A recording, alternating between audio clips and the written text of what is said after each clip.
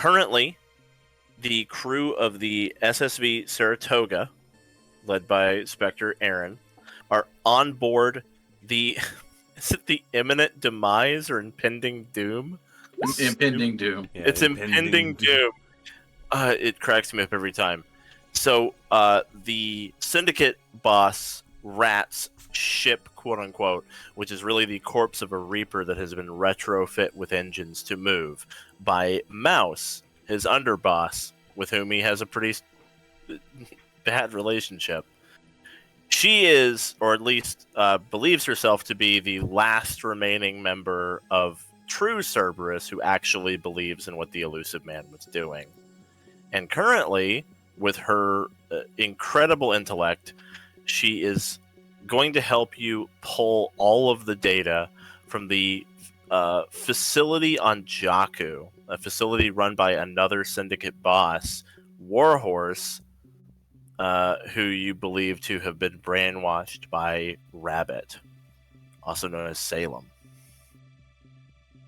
So right now, if I recall, we actually have 3 members of the crew kind of with Mouse in the room that houses the giant machine that she's going to use to pull all of the data from the Jakku facility. You are also in the process of retrofitting some of your fuel to be used as essentially a nuclear bomb, which is very much a war crime and very much not something the Council would approve. But you are in Syndicate space, and you are a Spectre, so you haven't really determined a delivery method for this thing yet, and Jakku is on super high alert. So actually delivering the bomb will be much simpler said than done. But yeah. We're working on it. One step at a time. So that's where we left off. And so you are, orbiting around Jakku, this molten moon. I do believe it is a moon, if I recall. Mm-hmm. And after a little bit of time, Mouse will turn to, I know Ray was here with her, along with a couple others, and say, it's ready. I can fire this off at any time, but when I do, we're going to need to leave right away. It's not going to be quiet, so to speak. I don't mean noisy like sound. I mean anyone with a toaster will detect that this happened, and from pretty far away. So we're going to want to use it and then immediately jump.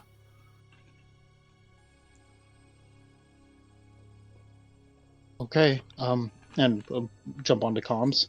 Aryn, it's done. All right, we're still figuring out the delivery method for the bomb. Mouse says, I can hold on to this as long as we need to, but I do think that Rat wants us out of here today, so just let me know when it's time. All right. I still say a good old-fashioned orbital drop with a timer is best. If this thing goes off mid-air, even better. As long as we can ensure the destruction of the facility. But timing is going to be critical. We're going to need to make sure we don't destroy the base before we hack the data. Historically speaking, an air burst was more destructive than a ground burst. Immediately or in aftermath of the fallout? Immediately. It's about dissipation of the shockwave. Okay. So it doesn't even have to be... It does not have to make contact with the ground. It just has to blow up above. That sounds good to me. Can you make it happen? 10-4. In the meantime, engineering, be ready to divert fuel power to shields to bolster them. We're going to need every last bit of shield power we can get from the remaining fuel cells. We're going to be inside of the impending doom when that happens, so I don't know how much our shields being put together will help us. No, we're taking our ship down to deliver the bomb. Oh, we're not worried about orbit. Okay, never mind. Yeah, no, we're taking the Saratoga down for this one. We don't have to get as low though, so Right. I don't think there's Ray will head back toward. I don't think there's as much risk of us being boarded this time as long as we keep high enough. There's probably still going to be some anti-air fire coming our way, which is why I want to shore up the shields and be ready to bolster them. All right, those who were here with Mouse are going to head back to the Saratoga, right? Yeah.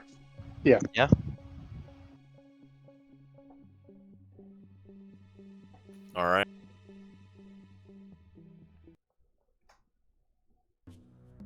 So now, with everyone back aboard the Saratoga, you have some work to do.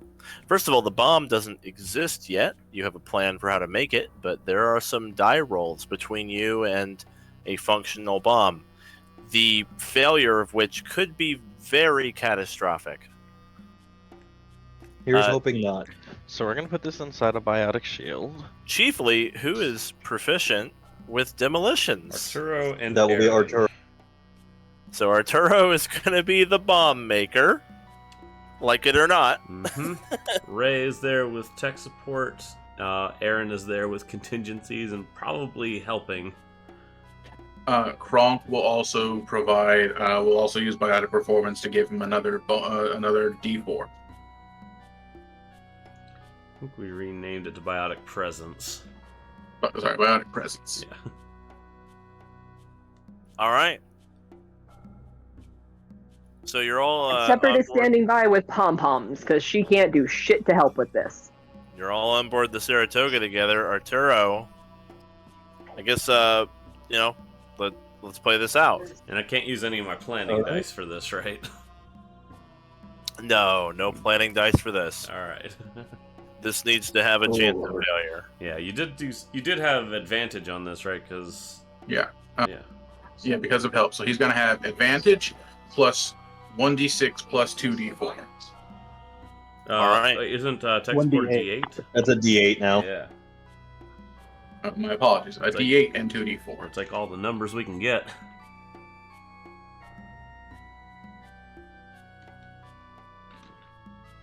All right. And Eon, you said you were going to make a barrier around If, Arturo while he's if- doing that? That's If- only gonna do so much, really. With the That's almost not really. I think we discussed last time with this sort of bomb, it's not going to help anybody. yeah. Yeah. That's what I was gonna say. If this bomb Something goes else. off inside of the ship, there will be no ship left to speak of. If it goes off inside of the ship, it sounds like someone else's problem. Honestly, the world has to save itself. We're gone.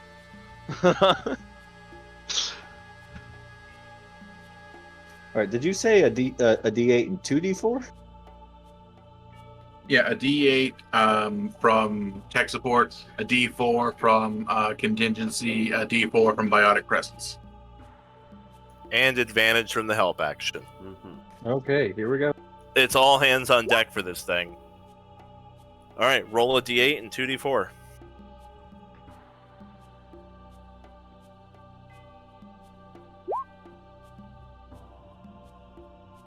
That's 31. Ooh. So Arturo, you have in your long military career probably never done anything quite this terrifying. No, definitely not. You are essentially ad hocing a nuclear weapon together out of like a fuel cell and some shit you had on hand. You're fully aware that the wrong errant twitch and the campaign's over. Fortunately, the DC was 30. Woo. Oh, thank God we beat it by 1 point. You made and you also had to roll a 19 in your God. advantage for all that. Oh Christ! Holy crap! Oh, we're you all rolled almost dying. very badly on the extra die. Oh my Yeah. god, yeah, I Oh did. my- That 1d4, that 1d8 tried to screw me. I think your D20 did most of the heavy lifting there. You were Yes, you it did. were 2 off of this being a session 0 for the next campaign. If I could have done I that with if that would have been a technology check instead of just a regular straight up intelligent proficient intelligence check, it would have been like a 34. Hmm. Hmm. But, Well, it hey, wasn't, we did but it. you That's all did, that matters. Everybody lived. So far, everybody lived so far. Shut up. Yeah, now we All still right. have to successfully throw it out of the ship without blowing ourselves up. So Arturo, you're sweating bullets, but and I imagine your heart rate is going like crazy.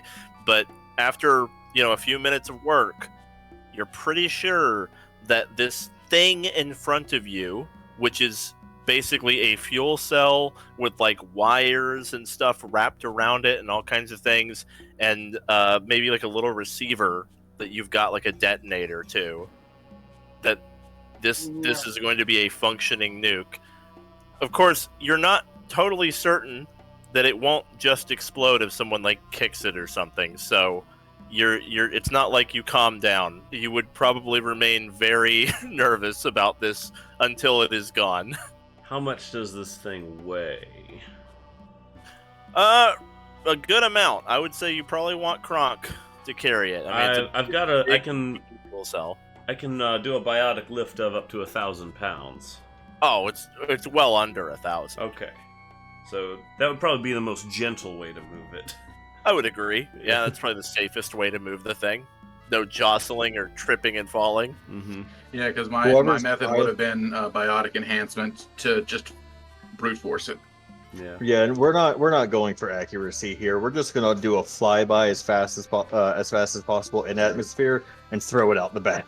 Yeah. Does Eon have a biotic lift of some kind? I've got the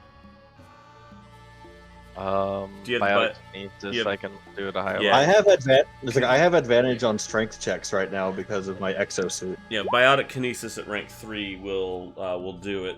So I'll probably have Eon be the deliverer. I'll carry around a bomb. All right. So Eon's got this ad hoc bomb in the back. Sorry, give me a sec. The Mass Effect fuel name is escaping me. Ezo. Ezo, that's what I wanted. It was so close to Eon, it kept fucking me up. Ah. So yeah, you have a homemade Ezo bomb levitating in your biotic kinesis. I imagine Eon's probably in the airlock with this thing like floating. Sure. Yeah. Mag booted to the floor for when the airlock's opened. And you begin to make your descent back down to Jakku. Unfortunately, the person who's absent is our fucking pilot. Oh no! Yes, he is. So that's ironic. I mean, Uh-huh. he's here. The character's here. It's just he doesn't get to make his own rolls. Yep. I thought he was one of the 3 on the Reaper. No, it was. Well, those Eon. 3 aren't staying. Yeah, they're back on the Saratoga for Yeah. this as Oh, well. they came back. Okay. Yeah. And I guess I'm just gonna roll air vehicles. we're also gonna ask Mouse how long the data mining will take, just so that we can time this right. She responds over comms that it should be a couple minutes. Okay. So do we think it's reasonable for her to start that as we start making our approach? Yeah, probably Okay. as you start your descent, even. But we're not going to Does release this- that until we actually hear from Mouse that it is complete. Does this ship have a co-pilot seat? We should probably have Yes. Oh yeah, what's her name? Give him the help action. yeah, she's there. She'll give the help action. Quincy, I believe. Yeah, Quincy. Yes, Quincy. I think we make our Thank God for the help Quincy action. is pivotal in this. Now, the amount I need to check your ship very quickly because we got some numbers that will matter for the first time. Oof. You have 600 600 light years worth. of so 6 element 0 fuel tanks. You used up one of them. So you're down to 500 left after making the bomb. Yes. Are you going? How much of that do you want to convert into shields? Are we able to overcharge the shields, or will it only replenish shields that we've already lost? Let's see here. Because I thought it was to replenish shields we already lost. That may be the case. I need to check. Where does it say it? Defense systems on Saratoga. Reroute power. Here it is. It would be replenishment. Yeah. Okay. So we'll probably I have almost engineering standing by to make that replenishment as we lose shields. You can put 100 more back pretty. I think you've got 125 shield Yes, worth of. that's about right. Yeah. I Okay. almost want to say higher thruster capacity might be more useful here. Thruster capacity? Outrun the blast range rather than trying to tank it. What mechanics do we have for that?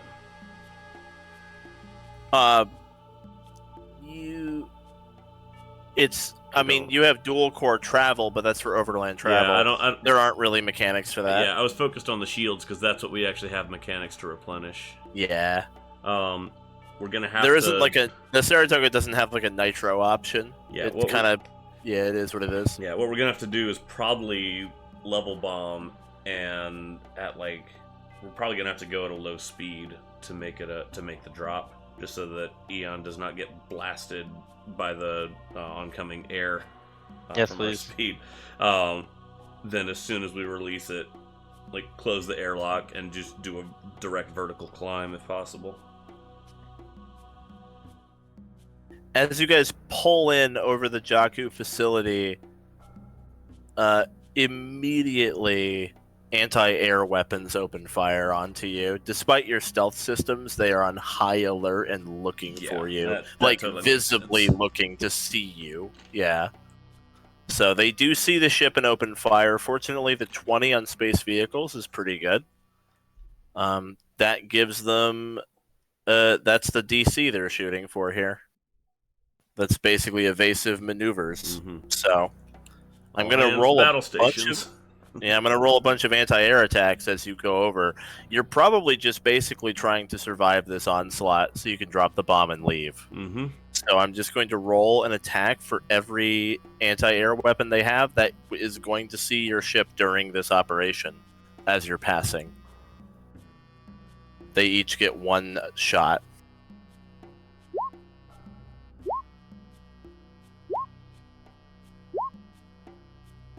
One, 2, 3. There are 4 that David is not able to outmaneuver.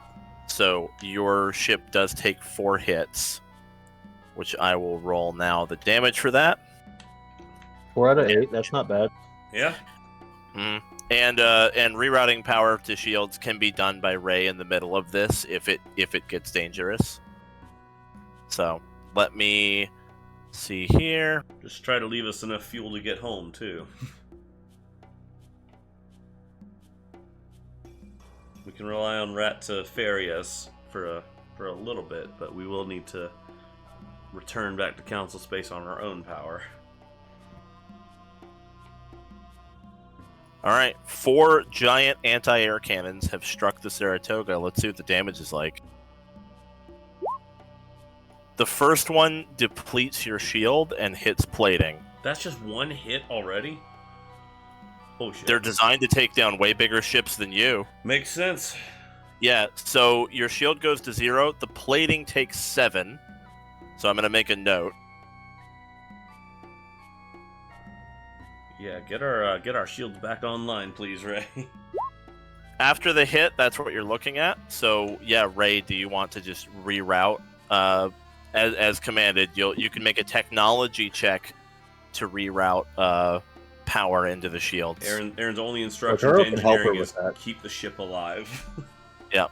Mhm. All right, Okay, that'll be so- a technology check. You do have advantage, and also you've got Decimius down there who's trained in tech for your racial feature as well. Okay. So it's 4 units of fuel for 1 shield point. Exactly. You pretty much want to try to refill it. It's going to be up to your roll how much you're able, like how quickly you're able to siphon that power. And how much of our unit fuel would it take to get back to the Citadel? Oh, that's for FTL travel, so you could probably make do with 100, but it'll be tight. All right, I can get us 100 shield back at a conversion rate, but we might have enough to get back. If you go under one full fuel tank, so you go under 100, so you don't actually have a full tank left, you're going to become reliant on Rat to like ferry you to a mass relay. If he can like taxi you to a mass relay, then you can get away with a lot. But if or even just a fueling station. Yeah, you can probably get us to a mass relay. Yeah, so you could spend all your fuel and then you would just become reliant on Rat. That's not a great position to be in, but I guess. Right. So are you going to try to convert, you're going to attempt to convert 400 fuel into 100 shield? Yep, try to just immediately replace all 100 of it. You said I have advantage. Oh, shit! Okay. 36. There is actually something for when you crit. Oh man, that would be great, because right now I'm looking at the derelict threshold and it's not looking good. Yeah. Hey. Yeah, you're good. Actually, you crit it, so you get a little bang for your buck. It only takes 3 fuel tanks to fill it, because you crit. That is 45% actually better. Incredible, because these things will do an average of like around 100 damage, and we've got 100 shields, 200 plating, and 100 spare. With the 125 spare, the derelict threshold's 50. There's where you're at. The next shot perfectly depletes your shield. Give us whatever you can. If we're left with Yeah, no FTL fuel, we can rely on Rat. You have 200 left, which means you can try to get 50 shield back with that. So are these doing half damage against our plating? They are, do. right? They do half damage to plating. Okay, that actually makes me feel a little better then. They absolutely do half to plating. Yeah. I will use the extra 100 to convert, but I will keep enough that in case we have to cheese it, we can. So I'll just get the extra 25 points of shielding. We All got right. 50 left, don't we? We You have have enough 200 to left. get 50. Yeah. Enough to get 50 shield, but Ray is going to do 25 shield with only 100. Okay. Yeah. That way, if for whatever reason the Rat situation becomes untangible, we can get out of there. Okay. All right, roll it. We do want to try to get above our breach, keep above our breach threshold if we can, but definitely above derelict threshold. Yeah, breach you can live with. Holy shit, Another man! fucking crit. Holy shit. Ray's just sitting down there nerd mode. She's got 15 screens up, clicking all over the place. Wow. And this is why we love Ray. Reroute power from weapons to shields. So you actually end up again using a quarter less, so you only use 75. I could get us 5 extra shield points, boys. Mm-hmm. Damn, Ray. Awesome. All right, here's the third hit. I imagine like as the ship is getting shot, Ray is like scrambling to reroute power while like there's like Star Trek style like sparks around Ray and there's like alarms blaring. Exactly. 71. That one wasn't as bad. So minus 25. 24. I gotta get a calculator out. It's going to be about 24 more damage to our plating. We'll come out with 56 with It's the 28. 23. We're probably gonna have a whole breach by the end of this. What is our breach? 150. So if we get down 50 plating, then we have a whole breach. Yeah. Yeah. Which a hull breach is not the end of the world. Like you can fly with a hull breach. It might kill an NPC, but Aaron's We're gonna probably about probably to have not. a whole breach. Aaron's gonna have everybody like helmets on. Yeah, everyone's helmets on, everyone's mag boots on, because there might be a hull breach. I feel like that would have been you would have done that before pulling this Yeah, off. definitely. Like, yeah. Okay, hopefully it takes Felix. All right, so there is one shot left that was not evaded by David's maneuvering. Did Man, you give us imagine any if more his shields? imagine if his This is space gonna hold breach. imagine if his space vehicles check had been a lot worse. Yeah. Woo! Do we, are you giving us any more shields, or?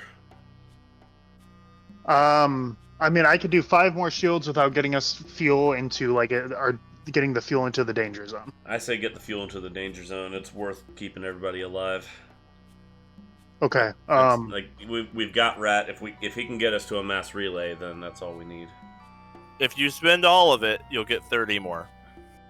I think that would keep us afloat. But that will empty your fuel. It's now keep in mind, it's just your FTL fuel. It's not like you can't still travel from one thing to another. They're like next to each other. You won't be able to enter FTL. It's okay. We can convert minerals into fuel somehow. All right. I'd say All right. I'll go for it. Crit again. Crit again. Crit again. Crit again. My luck is not that good. Still It pretty. almost was. It is, however, high enough to do the full conversion that you're trying to do. Because if you rolled lower, you might have ended up converting less than you were trying. Like you're too slow. But Ray is incapable of failing this. Like you have expertly converted, rerouted power perfectly every single time. All right, that's it. You have no FTL fuel left, but that's 30 more shield.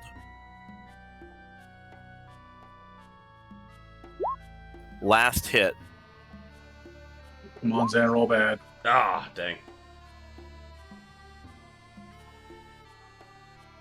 70, That's just 35. barely below. Breach, I 32. think. We're gonna take 32. Yeah. Just barely below Everyone's breach, welcome. I think. Yeah, that'll bring us out to 138.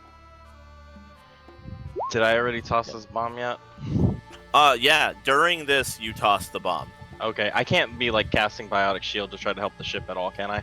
No, you're pretty much Okay. distracted. Yeah. Do I need to roll anything to detonate this thing? Oh, hang on. I should have used a contingency on one of their attacks. Damn it. You could have. You could have fucked one of them over. I Yeah. can't retroactively have done that, can I?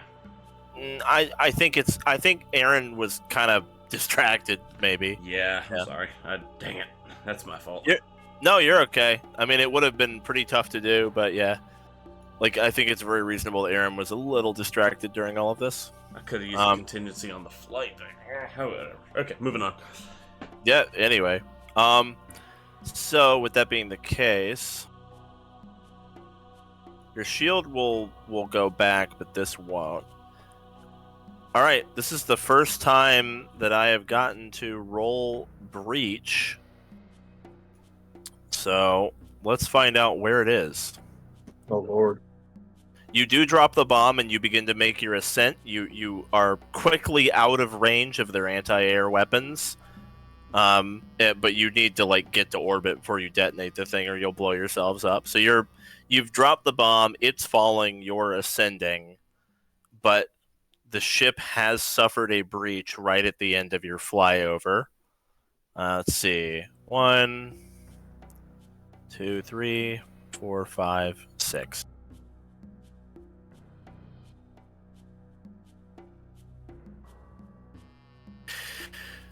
The breach is in the crew quarters. Oh, shit. Well, everybody's at stations, though, right? Like ours were the NPCs. The NPC crew quarters.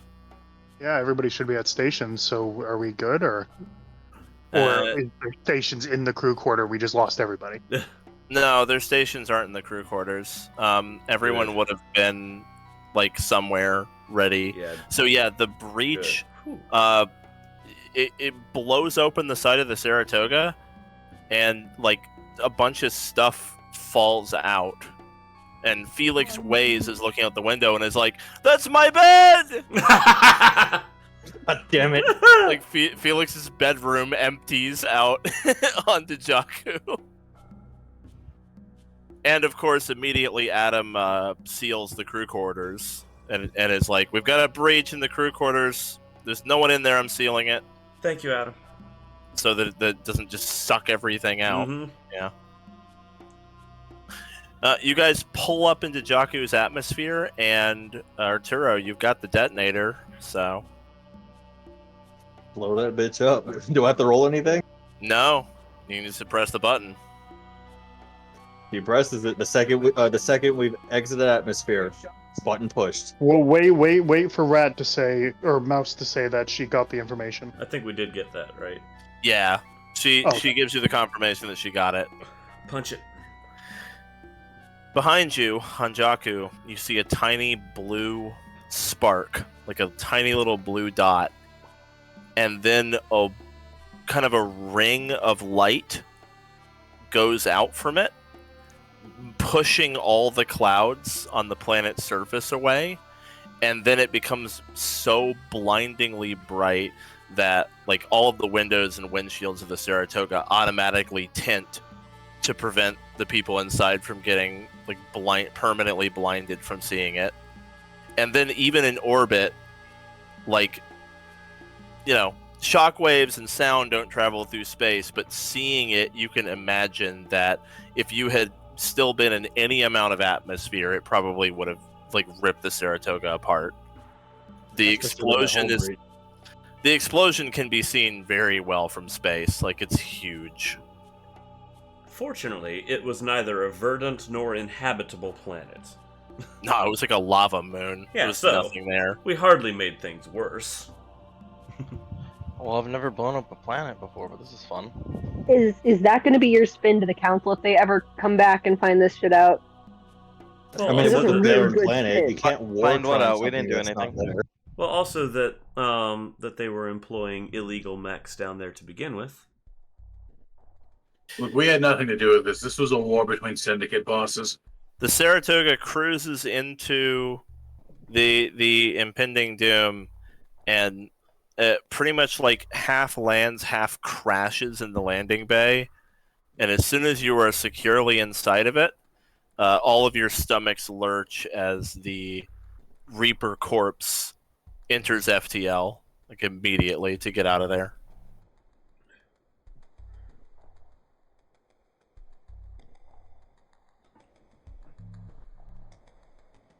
Well, Ray heads to the crew quarters to fix what she can. Let's focus on analyzing the data, figure out where all this stuff was going. We need to start planning the next mission immediately.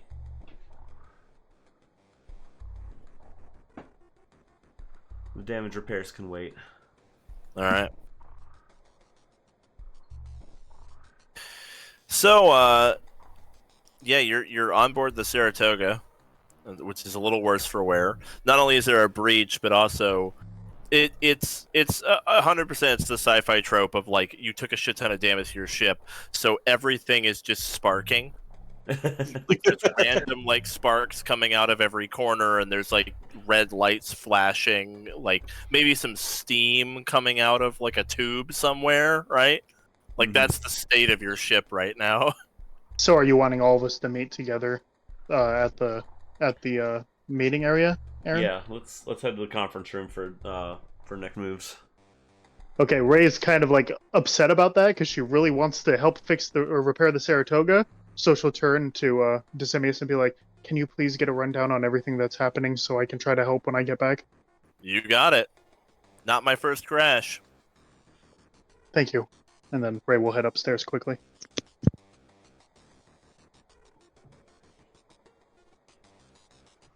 All right, once everyone's there,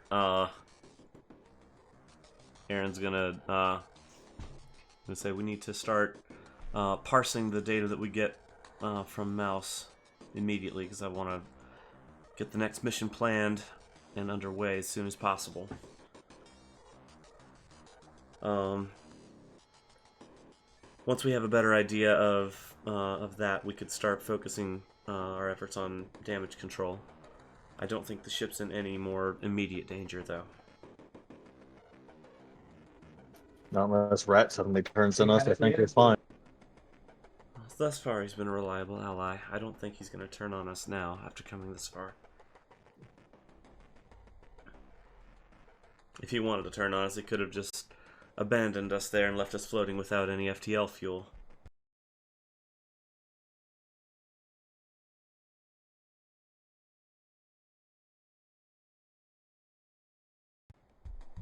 Downstairs, you hear Felix Ways go, "No! My limited edition ship figurines! I had the full collection!"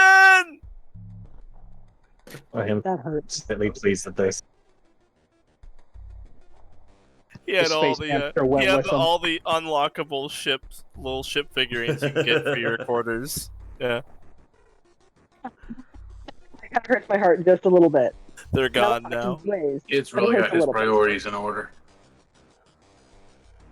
Like, I understand you want to begin effecting repairs right now, Ray, but I need my best minds on the data analysis. Can you work with Adam on it? Yeah, yeah.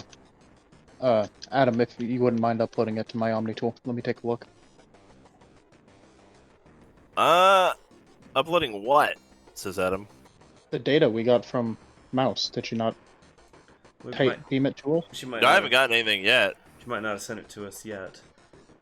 Oh. We can patch that request through, though. Alright, well, be careful with her. I know Adam doesn't want to have anything to do with her. Is everybody else alright? Any other casualties? None to report currently, which is a relief considering how exciting that little run by was. Hell of a light show.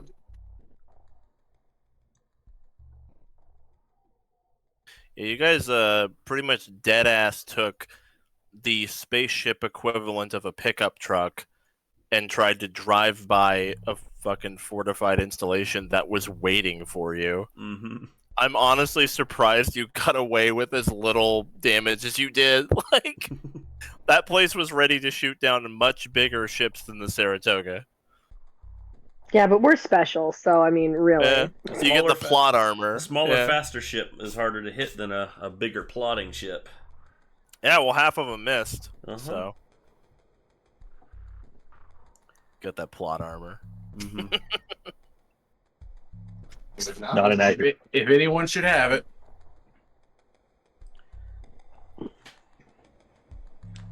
Anyway. We will want to get our damage repaired as much as possible before making our approach on our next target. But we do need to know where that target is before we can do that. Alright. Any other questions or comments? All right. Kudos to Ray for her work on the shield. Mm-hmm. Very well done, Ray. Thanks. We definitely need to get a better converter if we can in the future. It cost a lot of fuel, and we barely even managed to make it by. Noted. I'll see what I can scrape up next time we're in council space. Your upgrades to the Saratoga so far have not focused at all on combat. You haven't touched your defenses or weapons since the campaign started. It's all been other stuff. Well, it's all been the submersible. Yeah, exactly. The submersible and the stealth system, things like that. Mm-hmm. Yeah. I mean, We used the main gun once. You've pretty much avoided space combat. I think that was the first time the Saratoga's even taken damage. Yeah. to be fair, upgrades cost money, and we don't have a lot of it. Mm-hmm.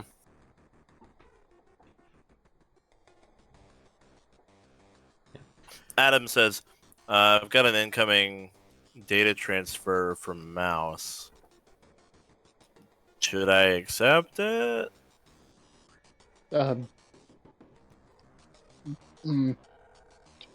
She makes me nervous, says Adam. She makes me a little nervous too there, Adam. Go ahead and firewall best you can before you accept it, but let's just make sure it is what we think it is. Okay. I mean, I'm going to be honest with you. I don't think our security suite would do anything if she tried something. But I guess you need this data, so I'll open it up. Thank you, Adam. Okay. Somebody be ready to unplug him. Send along our compliments to Mouse and Rat for their job well done. Should I like send him an email? I'm receiving a data packet. I can handle it if you'd rather not. Okay, yeah. She scares me. And the data packet is received, and immediately on the holographic console in front of you, a bunch of data opens up. Lots of logs, transfers, messages sent to and from. Tons and tons of information. And Adam immediately starts to try to like kind of parse and organize it, and says, "I've got a lot here. What are we looking for?" We're looking for where all these drugs were headed. Maybe some kind of storage facility or warehousing. Somewhere we might be able to hit to take out a lot of it. I've got 178 hits on a query for material transfer. And they all go to the same place. It looks like everything that came out of this facility was sent to the same location. But you're not going to like it. Shocker. Oh, It's the Citadel. you're not gonna like this cliche. Okay. They're hiding it on the Citadel? They're hiding that much on the Citadel? Considering there were sleeper agents that were there already embedded in CSEC.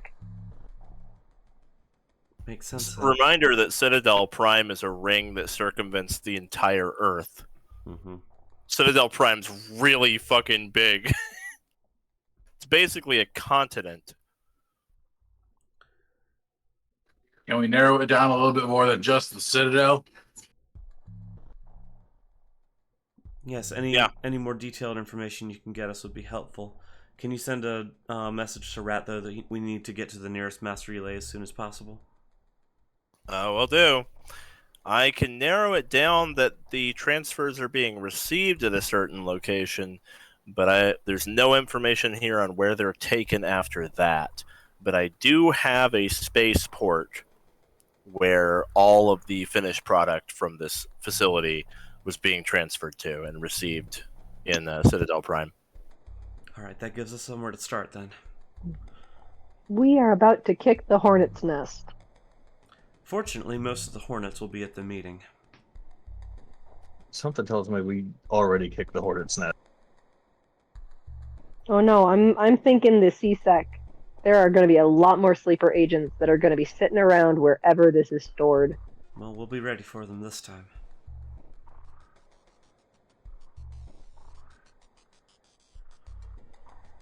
Alright, we're going to be hitting the ground running. I want to get to the Citadel and try to track that stuff down before whatever plan they might have in waiting can be brought to life.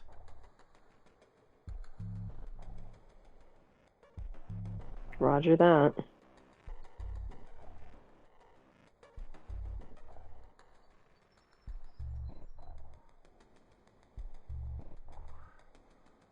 Alright. Well, with that, Ray, see what you can do about the hull breach. We can get something more definitive once we get back to Citadel. If there is a Citadel when we get back. Alright, well. Luckily, ship damage is one of my specialties, so I'll go take a look. Alright, dismiss then. Everyone back to your stations. We've got a lot of work ahead of us. Adam says, "We've got a visitor at the airlock." I'll go show him in. Shepard Right behind has you, Red. his- She gives a little pause, and then heads down to the airlock with Kronk in tow. Yeah, Kronk, go with her. I'll be on the bridge.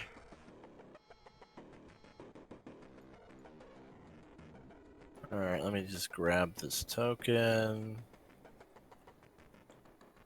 Where did We'll it just drop go? another Atlas mech right there. Oh no. No, no. Always better to have backup.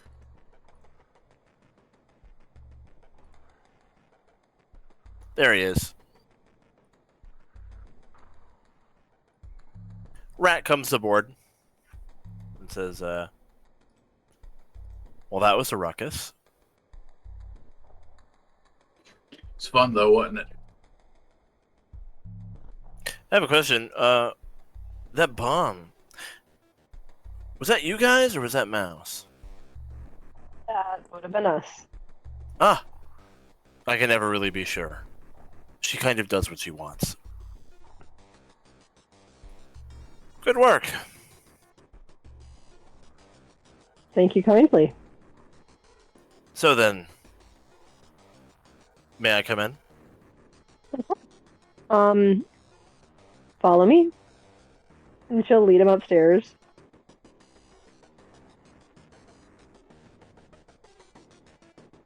Aryn?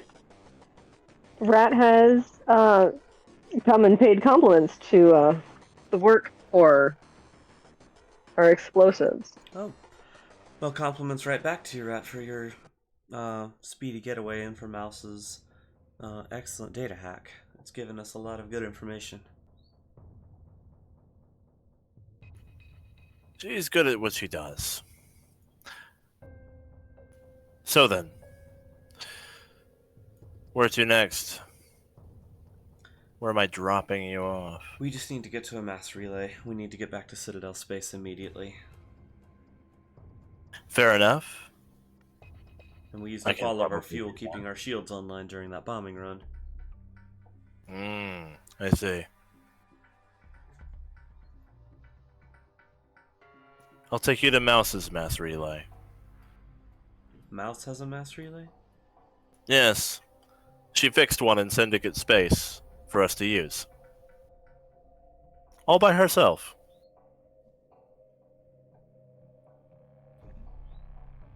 Well, she never ceases to surprise. That's a little terrifying.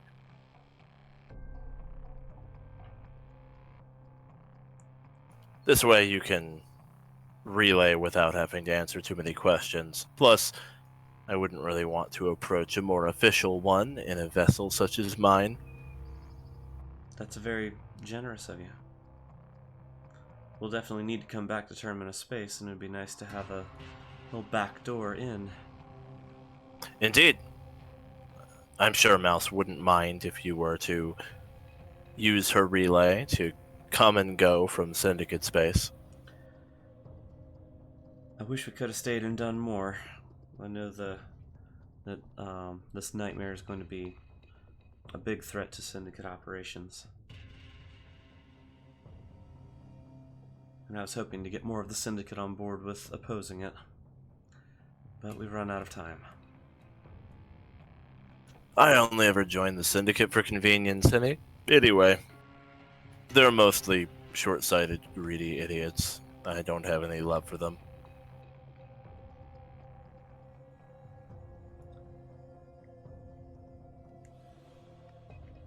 Well, we'll be in touch. Hopefully, whatever this meeting is, it's not a catastrophic end to a portion of the galaxy. Here's hoping. Of course, should they all fall under this thing's influence, I do have a relatively simple solution to things. I'm all ears.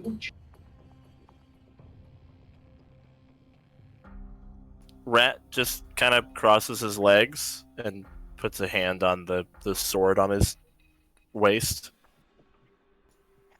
It's the solution to most things.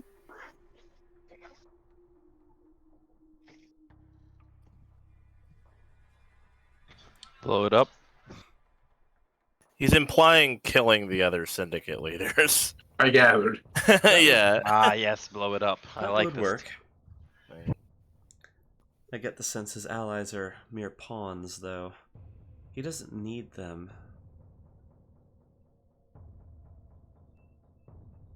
If he's anything like the rest of his kind, he just has a fancy for doing things indirectly. Well, if he knows that there's actually a chance that a combined galactic force could oppose him, then having as many allies in the galaxy would be a necessity for him, so that at least fills me with hope that there is something we can do against it. It's not a hopeless cause. The fact that he needs allies speaks to his weaknesses.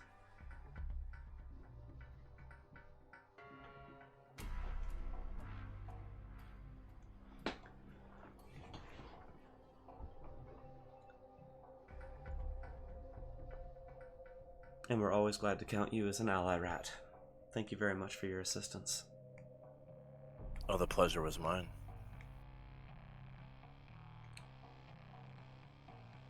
Please let us know if there's anything we can do to help you before this is all over. I'll keep it in mind.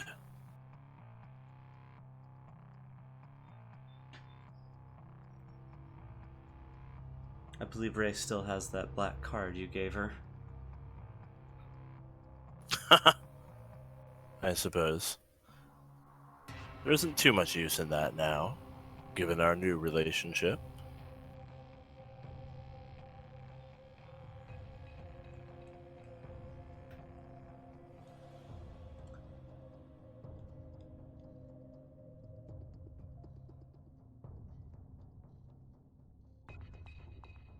Can we get you anything while you're here? He kind of crosses his legs and like puts them up on the table. That's all right. I just thought I would hang out for a little while, watch the goings-on in the legendary Saratoga, the great Spectre Captain Aryn, until we part ways. I hope I'm not bothering you. No, of course not. You're more than welcome to stay. We've got hot chocolate.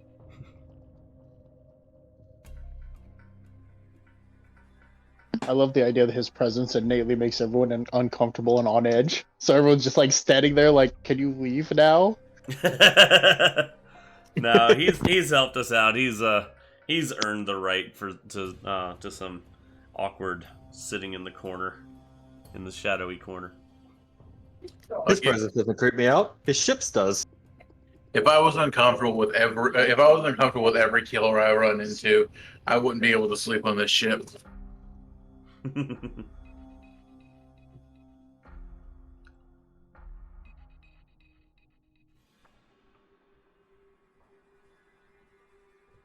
My hope is that Rat is now counted in our war assets.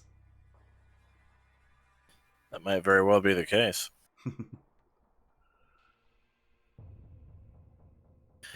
All right. So, you guys are in transit. Mm-hmm. You know the drill. This takes a moment. It's not instantaneous. Rat is kind of awkwardly hanging out. Lucille is going to make herself a cup of hot chocolate, though. I assume Ray's taking a look at the damage, seeing what we As can you do. can see, Ray is currently in the crew's quarters. Yep. You find that a giant hole was ripped open in the hall, pretty much the entire left wall of Felix's quarters. Everything that Felix owned has been torn out onto Jakku and is melted in lava. I hope it took his logs with it. Between a repair kit and the fabricator, would I be able to at least temporarily patch the hole? We've got nothing left for the fabricator. Indeed. We have yeah, nothing true. left in the Yeah, fabricator? we're at 0. Oof. Alright, well, with a repair kit and my Quarian cunning, would I be able to make Your shift Quarian over- cunning, excuse me, what? I think there is They actually just a throw a tarp Quarian. over it. I think Well, there is there actually is a kind Quarian of- a feature that you can use. There is. That applies to the repair kits. That was more of a joke, though. Ah. But yes, there is a feature that applies to repair kits. Mechanically attuned. Proficiency in tech. I have expertise when using a repair kit, and I can use a repair kit in extra time without consuming it. Sure, yeah. The problem is the hole is an entire wall. So you more or less just lack materials. That's fair. Okay. What you can do is secure the door and make sure that it's airtight so the rest of the crew quarters are operational. Yeah, as long as the rest Is of the- the hull is intact and what's the word? Is the Saratoga advanced enough to have one of those breach shields like the Normandy does, where it can like create a like a shield whenever there's a breach to try to keep the vacuum out? Little force shield. Yeah, It does think not. the beginning of Mass Effect 2 when you go to save Joker. Doesn't have that feature. I think that doesn't seem like the kind of thing that would be necessarily like all over the place. Like not every single ship would have it. I don't have it on the sheet, so I would say no, it's lacking that feature. Okay. Well, I will first. I'll ask Felix if he wants me to look through what is left of his room for anything. There's nothing left. The room is barren. Okay. Well, then I will shut and basically override the door so it can't be opened unless, Adam himself or a technician actually gets in there and tries to open it. Yeah, I would say you actually would probably weld it closed, even just to be sure, because it's literally like the whole wall of that room is missing. It's just a vacuum. So the crew doors are not designed to be like a door to space. So for the time being, you'd probably temporarily just like weld it shut, like go all around the seams to make sure it's airtight. Use the weird welding thing that they have in the Omni tool for some reason on it. Exactly. Yeah.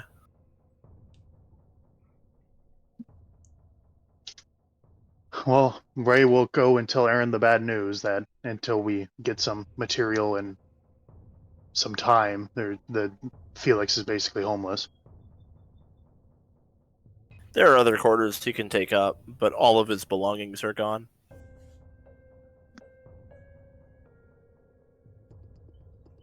It's the darndest thing. I swear I saw a body pillow with Felix on it just float past my window.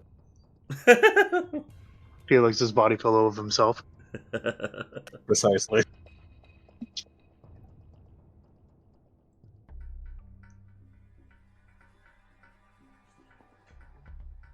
Without the fabricator, there's not much more I can do. Alright, we'll get more Omni Gel back at the Citadel, and we should be able to effect a more proper repair as well. Yeah, hopefully they don't charge us for it, because that does not look like it's going to be cheap.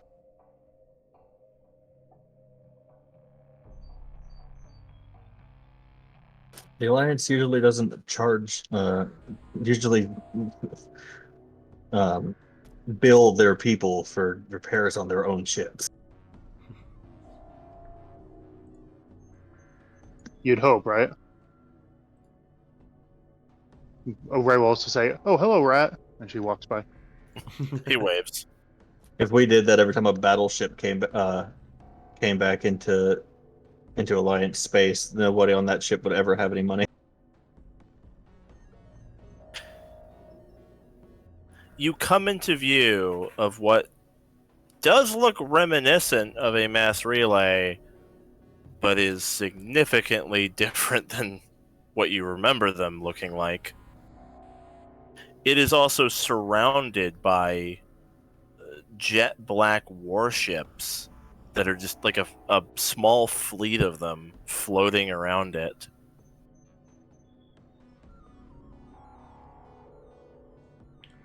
When we see that with the additional warships, Aryn will say to Rat, "Anything we should be concerned about?"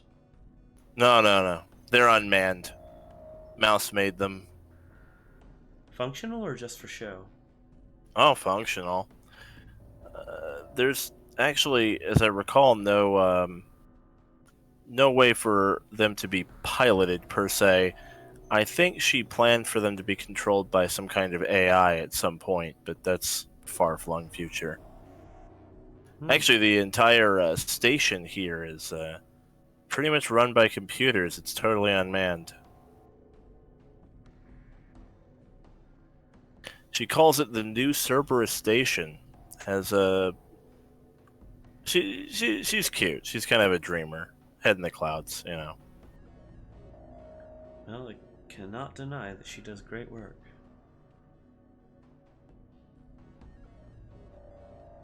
Adam says, "We're being hailed, but it's weird. I don't know exactly what's hailing me." Aryn looks to Rat. Rat says, that'd be the station. Go ahead, put it Adam through, says, Adam. "Well, it's not hailing me in language per se. I mean, it's language. I can understand it. I'd have to kind of translate. It's basically asking where we want to go, more or less, but not in words." Would you like to disembark before we respond, Rat? Rat says, "Yeah, I'm gonna go ahead and jettison you so that you can get on out of here." All right. Best of luck to you. You as well. And he makes his way down the stairs and out. After a delay, you feel your ship kind of unattached from his, like the magnetic hold is lost, Mm-hmm. and then he'll fly a little ways so that the Saratoga will just kind of float out the hole, so that you're out and separate from his ship. All right. Adam, go ahead and put in the response. We want to go to the Citadel relay. Okay. Soul system. I'm just gonna give it coordinates and hope for the best. Do what you think is right. Make sure you bookmark this, though. We might want to be able to come back to this relay. Oh yeah, no, definitely. Yeah, it's completely unmanned. I realize what I'm getting is I'm communicating with a computer, I think. I'm just not used to this. It's usually a person. Well, not nearly as sophisticated a computer as yourself, I presume. No, it can't even talk. It's just a system. Alright. Looks like it's happy with what I sent it because it seems to be powering up. So, I don't know. Put your seatbelts on. All right. David, put us in the lane. And David, who's not here today, goes, "Yes, sir," and does it. I don't know. Oh, yes, sir. Captain Zern does his best impersonation of a robot. Yeah. It's me, David, everybody. I'm sorry. Yeah. So David gets it in the lane. He'll get a kick out of this VOD. And despite the strange and perhaps somewhat unsettling appearance of this mass relay station that Mouse has built, it seems to function like a normal mass relay, and it does shoot you where you need to go.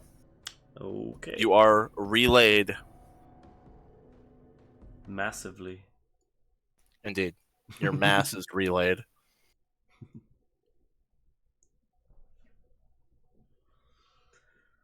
Let's just hope the plan hasn't already been sprung, 'cause we're fresh out of FTL fuel.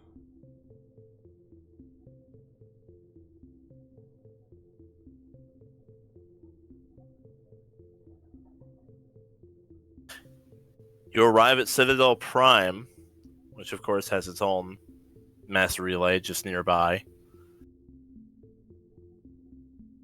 Or is itself a mass relay? So Citadel is a mass relay, right? I don't think. Yeah, the people new one actually would be relay as well. to it. The new one would be as well. Oh yeah, people didn't relay to the old one, but yeah, they could definitely relate to the new one, probably. Yeah, it's very big. The old one, they didn't know it was a dark space mass relay.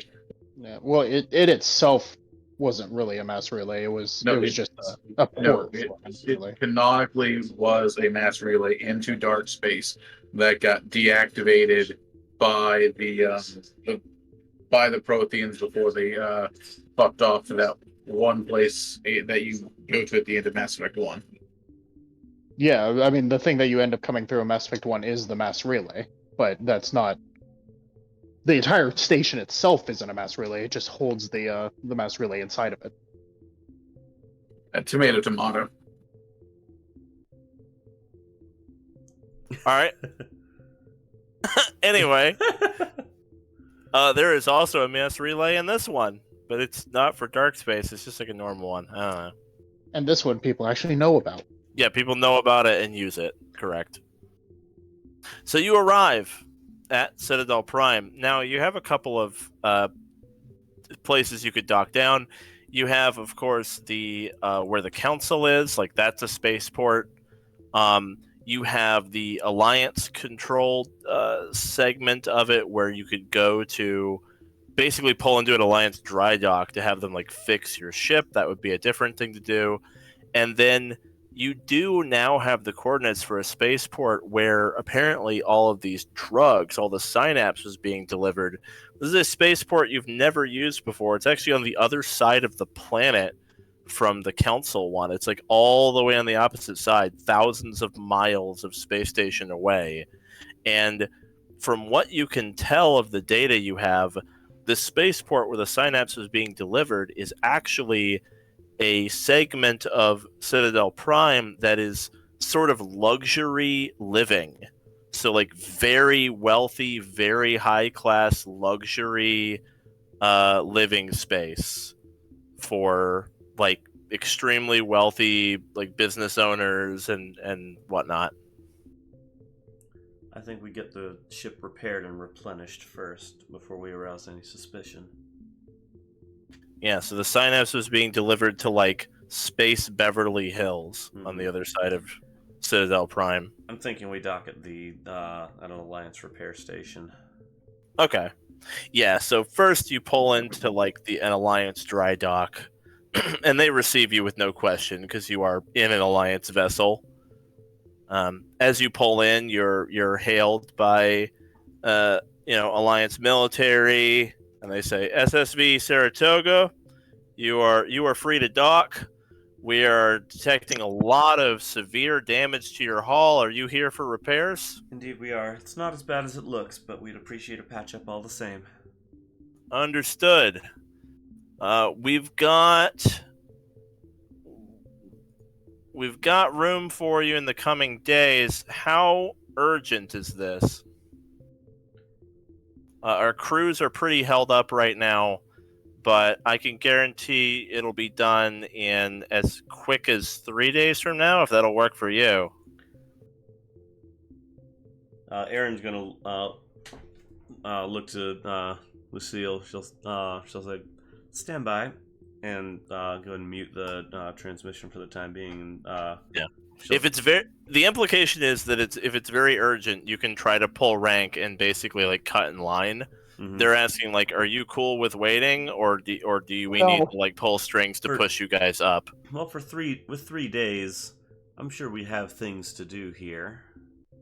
I don't think we need to quite get the ship back online urgently. I would still push to see if we could get it a day and a half or two, because the last thing we need to have happen is suddenly needed somewhere else, and we've still got pieces busted off. So I would pull rank for at least next day. 24 to 48 hours, depending on what they look at the repairs and think repair time would be. Sounds good to me then. Versus, I'll unmute the transmission and say the ship is needed for Spectre Ops. We can spare a day, maybe two, but no more. Give me a persuasion check. Aryn should be good at that. Yeah, I should be. Spectre Ops, huh? Well, sorry to say, but this is an Alliance dry dock, so all due respect, we're gonna have to prioritize our own. You feel like you're maybe not being quite convincing enough. So Aryn's gonna change her tone, and is gonna say, she'll say, "Soldier, this ship is on missions to combat threats in the galaxy that you are not allowed to know about, on planets whose name you are not allowed to know. This ship is needed within the next 2 days." All right. are you rolling rolling intimidation. That's an intimidate. Yeah. Yeah. You try to. Okay. So he relents. He's when you start to raise your voice for them, he submits and says, "All right. Okay. Look. If tomorrow will work, I can get some guys on overtime, and I'll pull some crew off of one of our ships and delay it. All right, if that'll do it. Is tomorrow all right? Tomorrow will be fine. All right, I'll get it done." And just before the transmission cuts, you hear him be like, "Oh, jeez," before he hangs up. Yes, for two, and you managed one. Well, I mean, next day is like so that tomorrow. That could be a 36 hours. 24 to 36 maybe. So a few Alliance dry dock workers will kind of like knock on the airlock. Lucille, if you show them in and let them have the run of the place. She'll head down to the airlock and point them over towards the. I've lost language today. Point them to the damage and show them the extent of it, and then thank them again for their hard work. When you let them in, there's only two of them. One of them has like a pad out, like a holographic pad out, and it's like, "Hey, we're just here to survey the damage, and we may end up needing to move it to a different spot in the dry dock to get worked on. We're not going to have a crew for it for a while. Just to make sure you're okay with getting everyone off. Typically, we don't have a ship with crew on it while it's being worked on. It just makes things more efficient. I know that you're not strictly speaking an Alliance vessel. I guess it's a Spectre vessel, but protocol is for everybody to disembark. Let me quick run that by the Spectre. I know we've got one crew member who would be very interested in helping, but I'll see where priorities lie. But go ahead, run your triage, and I'll be right back with you. Yeah, so they're going to go, take pictures and make notes and just get a rundown of all the damage while you go talk to Aryn. So just to keep you informed, there's a good chance they'll need to shift where we are depending on the damage, and they generally do it with an empty vessel. So do you want to tell Ray that she's not going to be able to fix her baby, or do you want me to tell Ray she's not going to be able to fix her baby? Because I'm thinking that's going to be a you thing, Aryn. I'll take care of it. We'll just need to make sure that all consoles are locked out and all sensitive data storage encoded. And Adam looks less interesting. Well, Adam is an Alliance construct. He is, but he's seen a lot. We still need to get to the bottom of who manufactured him and who put him on this ship. Might answer some questions. But for the meantime, I'd be satisfied with all of our mission recordings and any classified material being locked down.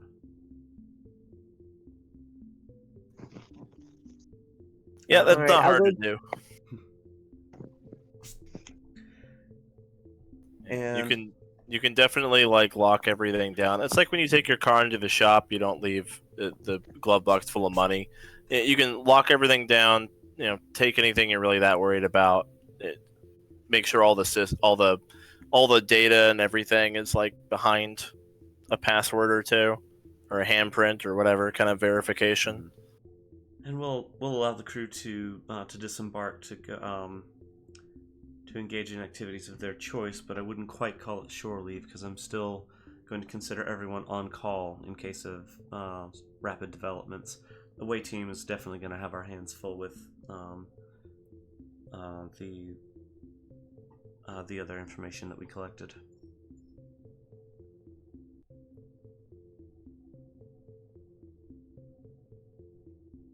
But no, I'll tell Ray that that we've got our own job to do while the repairs are underway.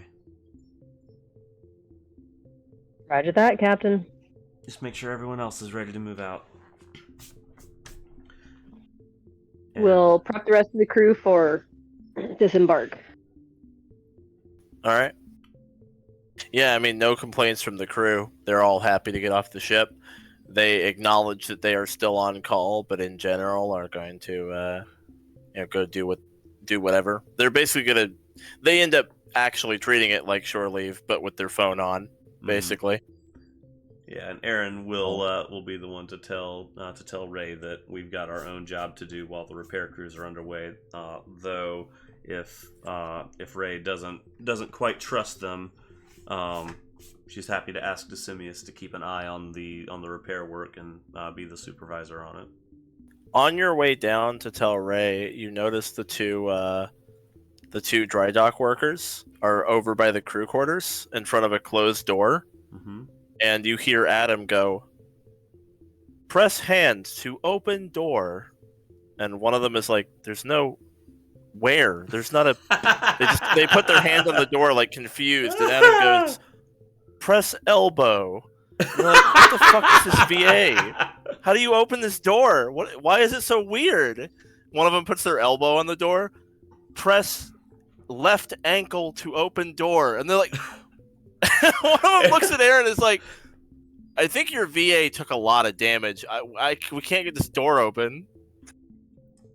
One second. Aryn will enter the ship comm system to Adam.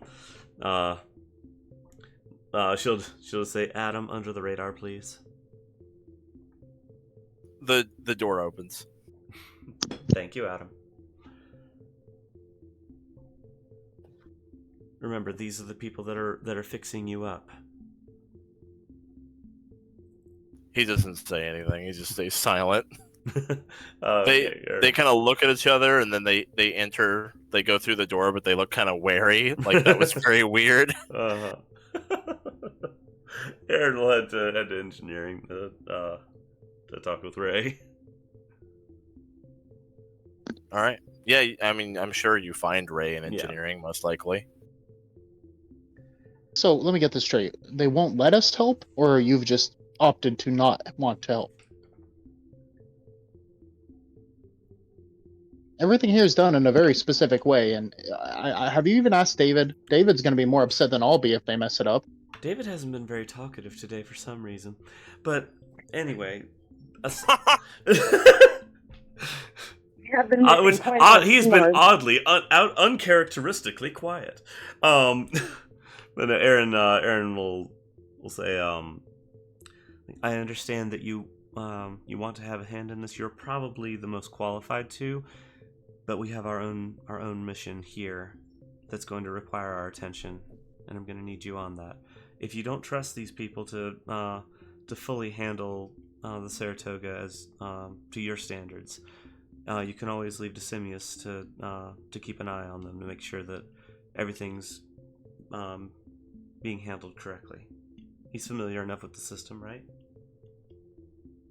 Yeah, I mean, David would have something to say about this if he was in a more talkative mood. Well, I know David's. The Saratoga is David's baby, and it's yours as well. But I need both of you on the ground mission. All right, they're gonna replace that hole with some weak tin, and we're not even gonna realize it until after we get into the next gunfight. And Ray's kind of just saying this to herself as she walks towards Decimus. Hey, Decimus? Yeah? I know Captain said that you guys are on like a soft leave and everything, but she's forcing me to leave the ship while they're doing the repairs. Would you be a dear and overwatch the repairs and make sure they don't F up the ship? Decimus is looking at you. He is wearing a Hawaiian shirt. He has a backpack on, and he's holding like a martini in one hand. Oh no.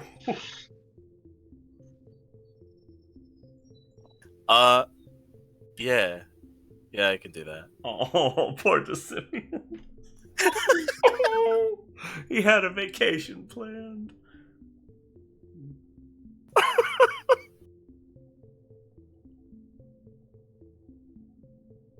Thank you, Decimus. I'm sorry. That's okay. And Ray will kind of like lean up a bit and like basically rest the side of her mask against the side of his face, and then back away and walk back towards Aryn. Aw.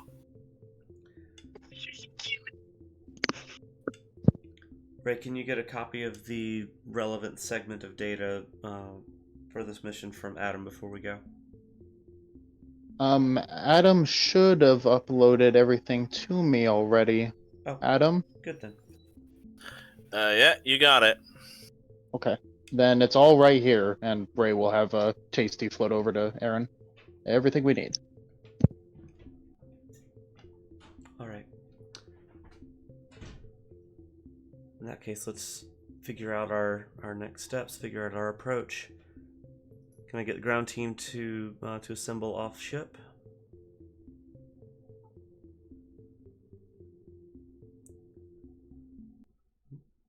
What do we think? Do we take a taxi?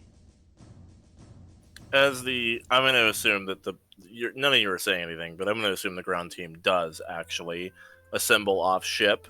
You are now in the main lobby of Alliance military facility on Citadel Prime. There are definitely taxis available.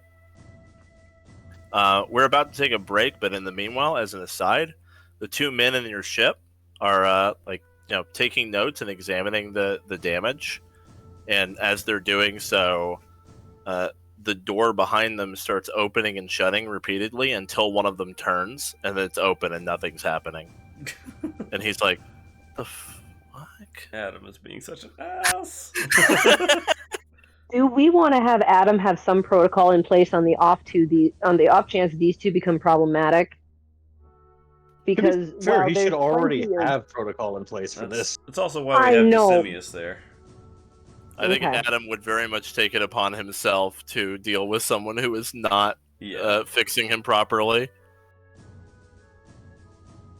You have a ship AI that actually would take offense. He may be shackled still, but he knows when he's under attack. Yeah. All right. So let's take our break here. The Saratoga is dry docked for a couple of days, so you don't have your ship for a while. And you are here on Citadel Prime, which of course you can use the flying taxi service to get wherever you need to go. There's also faster methods of transportation. This has not come up before because you've never had to travel this far, but you'll note how big Citadel Prime is. Mm-hmm. It's really fucking big. It goes all the way around the Earth. That is a lot of distance. Do you see these rings on either side of the station? Like these long tubes? So those are basically, they're bullet trains, but they're bullet trains in 0G. So if you need to get somewhere really far away, like say the other side of the planet, you can get in one of the 0G bullet trains and be there actually pretty quick. Anything close, you'd use a taxi, which is what you've done so far. But when you're traveling thousands of miles, it's a better idea to get in one of the bullet trains. Right, that makes sense. Public transit. Yeah, that's what those tubes are. Yeah. Sounds like fun. Yeah. I mean, the spaceport that the super fancy rich spaceport where they're receiving the synapse is on the other side of the Earth, so you definitely want to take a train there if you ended up doing that. But for now, let's take our break. All right, BRB. Mm-hmm. Well, I'm here, and the party is all assembled inside of this Alliance military installation on Citadel Prime. Which, there being not a lot to do here, the NPCs that you have given shore leave as long as they keep their pager on are pretty much all hailing taxis to go to a more fun part of the Citadel Prime where they can get a drink or hang out. We, however, have work to do. Where are you going? Well, my first thought is to actually get in touch with my my CSEC contact to let him know that we're going to be conducting an operation here. but not letting like all of CSEC know. Just like I see. him. Yeah. Are you talking about Teus Gavlin, the CSEC Yes. commander? Yeah. I'm tempted to ask Aeon to actually like sweep him for bugs. If you know what I mean. Yeah. First, how do you get in contact with Gavlin? I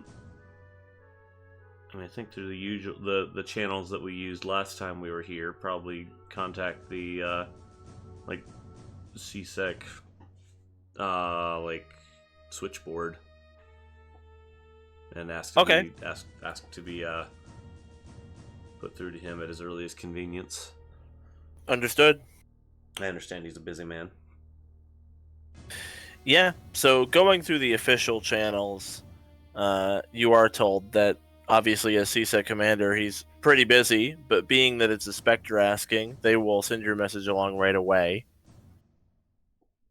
And it's not too long after that, maybe 20, 30 minutes later, that you will get a message from Teus directly, asking if you want to meet in person or if communication remotely will be enough. In person would be preferred. Okay. He invites you to his office then, since you happen to be at the Citadel currently. All right. Aryn's going and at least bringing Aeon with her. Yeah, I mean, everyone can come with, but if anybody has somewhere else they want to be, that's fine, of course. Basically, just heading to the CSEC headquarters. Mm-hmm. Yeah, let's head there, and I basically just want Aeon to be able to check for biotic parasites. Yeah, if it's a short range thing, would detect biotics work instead of presence? Because detect biotics within 30 feet, but it would still affect the creature, correct? Or it would still sense the creature. And you could even cast that without spending any points. If you Yeah, take that- longer to do it. Yeah, it's a first. I don't know if that would be powerful enough to detect what we're looking for, but that'd be a Zane question. Yeah. You're looking for a parasite, basically. Yeah, the biotic parasites. What are the two spells again? So detect biotics, that's the first level spell, then sense presence is a third level spell. So that's the difference between the two. One, I can post them both though. Yeah, give me both.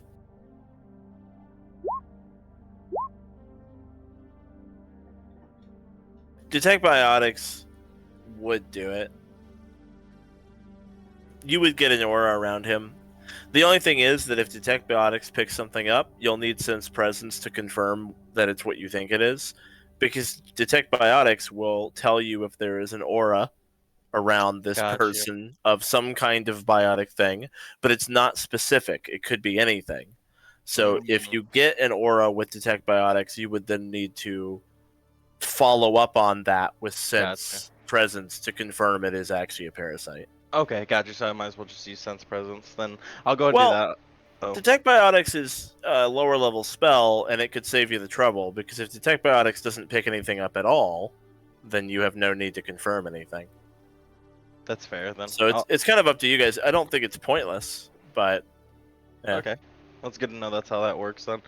Sure, yeah, I'll go ahead and cast Detect Biotics and proceed from there if I need to. Okay. Is the whole party going to accompany Aryn to the CSEC headquarters to meet with Teus Gavlin? I mean, how big's his office? Big enough. Waiting room. He is the CSEC commander of Citadel Prime. Pretty big. He's definitely seen bigger parties than you. Yeah, I'm not leaving her alone. Last time I'll I be got there. separated from the crew. Yeah. Everybody had fun adventure and Last time we conducted Arturo an was going as operation well. on the Citadel, we got separated and it wasn't good. So Also, I know you guys are looking for metaphorical bugs right now, but also be cautious of actual bugs on them. Mm-hmm. you take a couple of flying cabs over to the CSEC headquarters for Citadel Prime. You do note that this is only one of CSEC's headquarters. With the size of Citadel Prime, there are actually 4 of them, equidistant from one another. Likewise, there are actually multiple CSEC commanders as well. The Citadel is basically segmented in that way because it's too much. There's just too much area for like one person to handle, or for one like group to handle. So, have we gotten a rest since Jakku? You have not. You have been full steam ahead the whole time. I just didn't know if I needed to re-roll my planning dice. No, you have not rested at all since your operation on Jakku. You've just been going. Okay. So you're invited into his office. The office is pretty big. It's a huge wide open room with pillars. His desk is in front of a giant wall-sized window that runs like 30 feet wide behind him, showing a view of the internal cityscape beyond his headquarters. And Teos Gavlin is seated at his desk, surrounded by paperwork. And he says, "What can I do for you, Spectre and crew?" Aaron's gonna give Eon just a brief glance to see if there's any sense from her. Sure, yeah, I would have done it before going in there then. You don't detect any biotics. Yeah, well, good to go. Oh, there's no biotic traces on him. All right. And Ray, you were concerned about possible bugs in the office? Or on him, like ones that he even doesn't know about. Would you recommend I put up a privacy screen? Yeah, that's kind of what I was thinking. Unless you're more confident in it than I am. Aryn will ask Gavlin for his permission to for me to put a privacy screen around. Hmm. Just in case of any snooping. Yeah, of course. Whatever you have to do is fine. All right. Aaron's gonna put a privacy screen then. As soon as the privacy screen is up, he immediately is like, "So what's this about, Spectre?" We were tracking some activity in Syndicate space, and apparently large amounts of drugs have been funneled to the Citadel that we believe are being stockpiled for an upcoming operation. We're here to conduct a counter-operation to try to sabotage that stockpile. Syndicate drug trafficking in Citadel space is nothing new. Even here on the Citadel Prime, I regret to admit that drug trade remains alive and well, and there's a good number of underground organizations conducting this. We're periodically will get enough information to do a raid or some such, but it isn't exactly out of the ordinary for this to be happening. So what I'm wondering is, why does this particular drug trade have the attention of a Spectre? Because we're not talking about just some junkies or some dealers looking to make a quick profit. This is a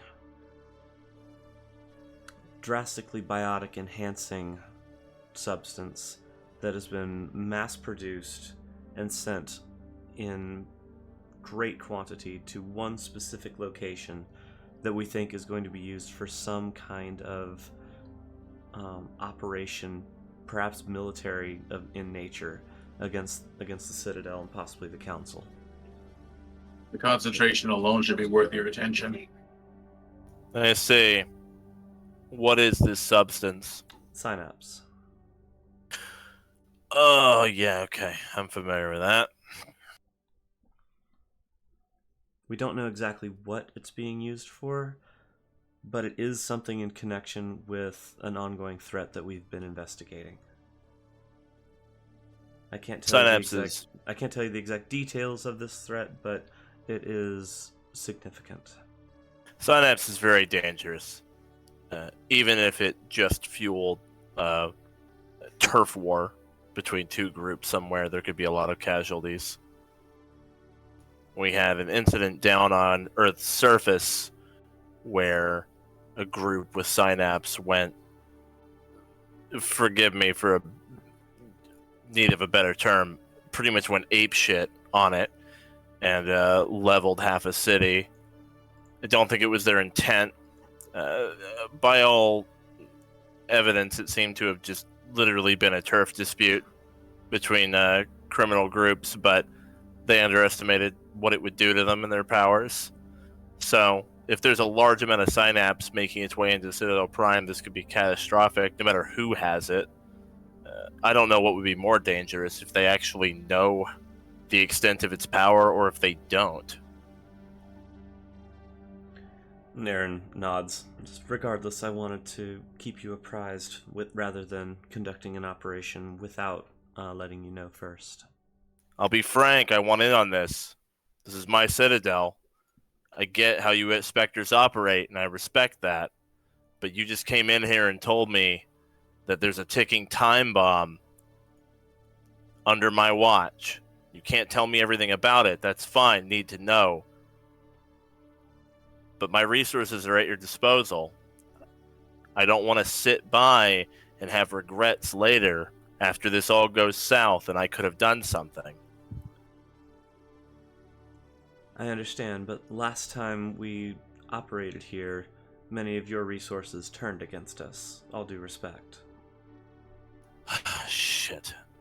Yeah, I know about that incident. I still don't understand it. Those men who turned on you, I knew some of them. I knew their wives, I knew their kids. It doesn't make sense. It's impossible. But we are more familiar now with what was afflicting them, and we're actually able to detect it. Removing it is a bit more of a process that we... Afflicting them. Back up a little bit. So, they weren't dirty CSEC. They were being affected by something? Controlled.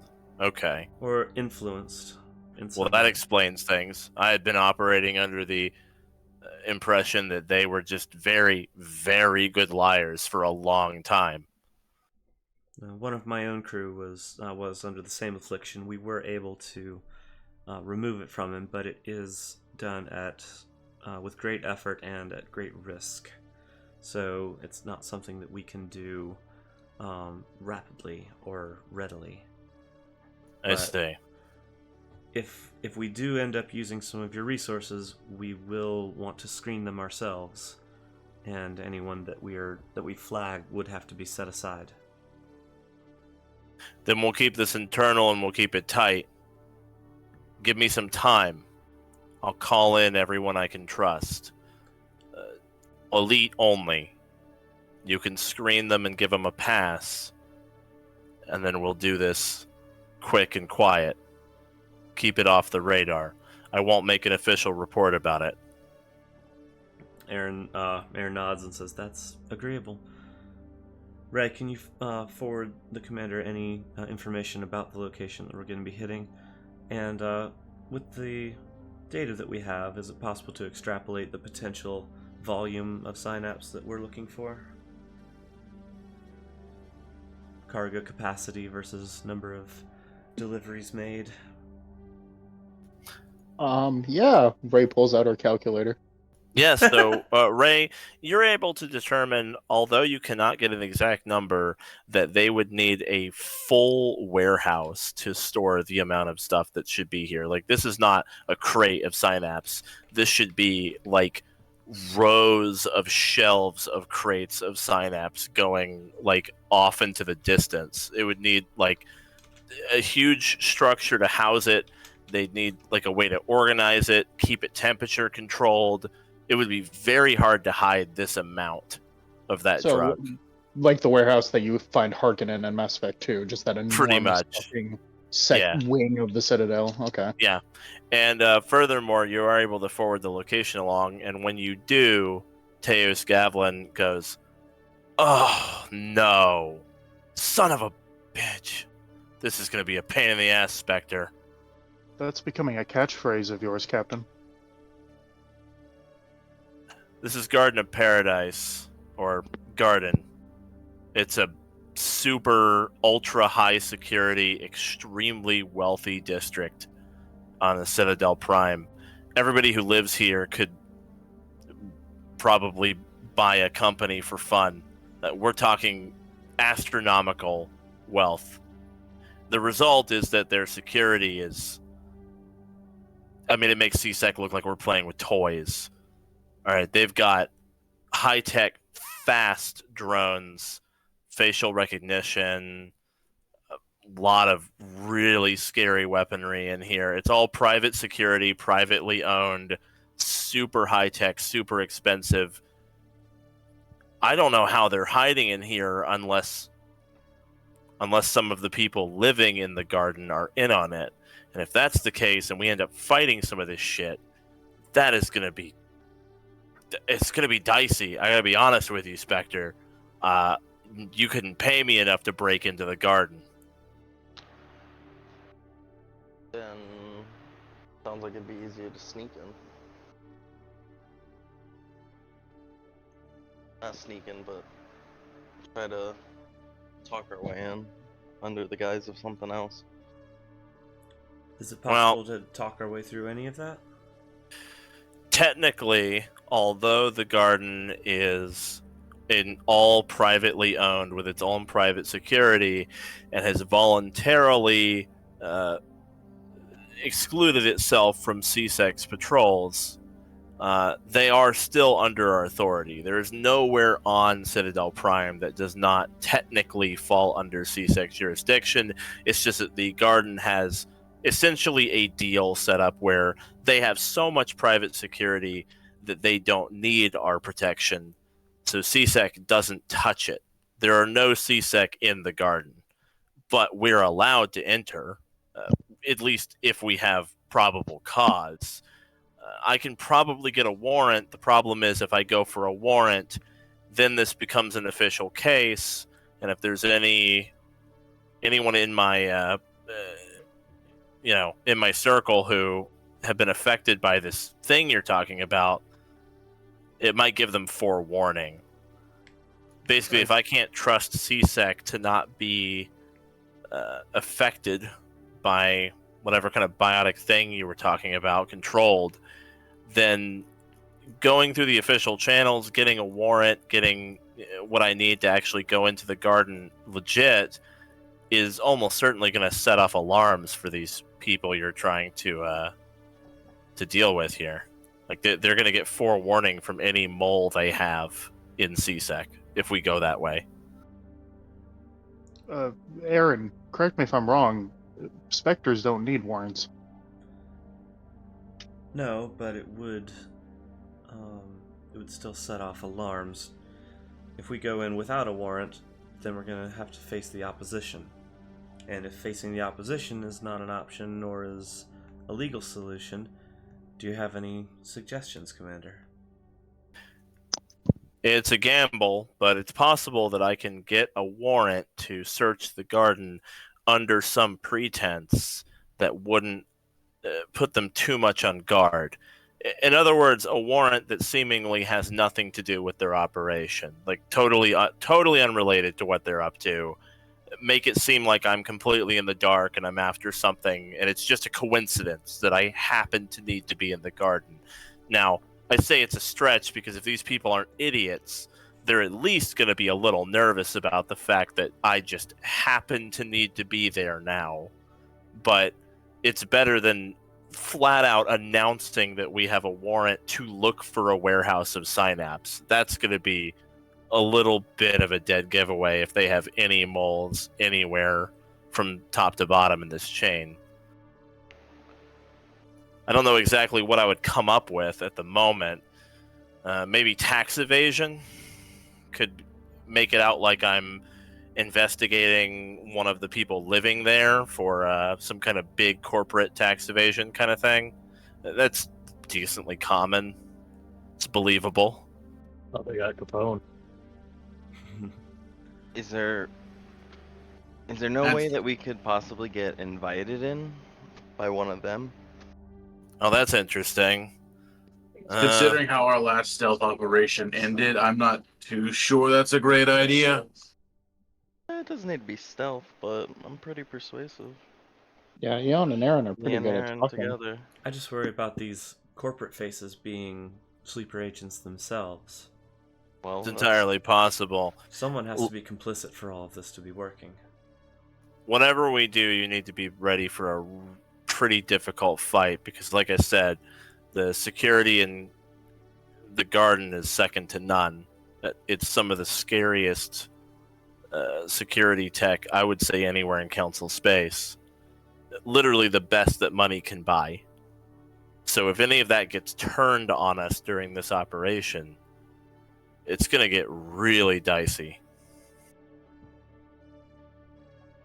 Given what we know about the source of all of this synapse, I think a fight is going to be inevitable at some point. But if we can avoid facing the full bulk of that security force and just destroy the drug stash, then that's all the better. We don't need to seize it. We just need to get rid of it. Your friend mentioned getting invited. It's definitely not impossible, but you would need to either be a multi-trillionaire yourself or no one, and that's a baseline.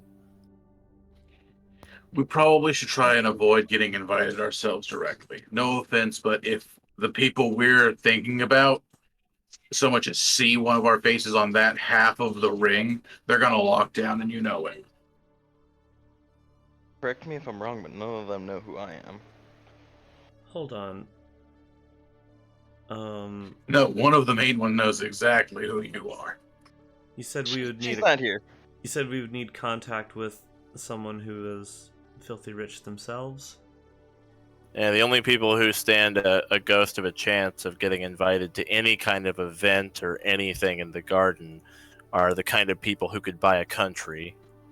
Oh, I know who you're talking about. Yeah, is the person that recommended me for the Spectre program in that class. This is deep backstory, right? Yes. Gonna have to forgive me. It's been so long. Yeah, no Let worries. me go pull it up. When Aryn was with her Asari commando unit protecting a VIP, when the squad was wiped out, Aryn was the sole survivor but kept the VIP alive, and VIP had enough power and sway to recommend Aryn as a Spectre candidate. I've got the backstory pulled up. Let's see here. I didn't have specifics on their wealth level, though, so...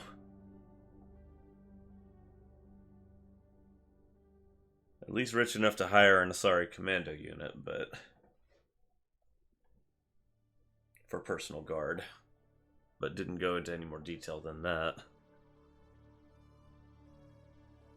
Yeah, I don't even have a name, so Yeah, there this is wasn't gonna even be really. off the cuff here. I'm gonna say that you do not know this person all that well, but they would be indebted to you. It's not like you've kept in touch or anything. It would be like the first time you talked to them since the incident. Mm-hmm. But you think it's likely they might help you.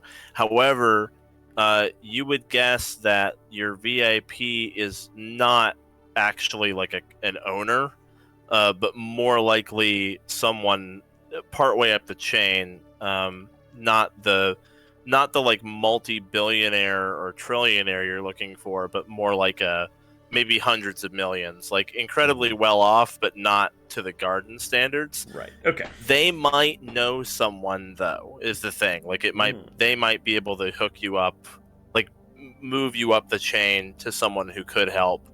But yeah. So that's a possibility that we could investigate.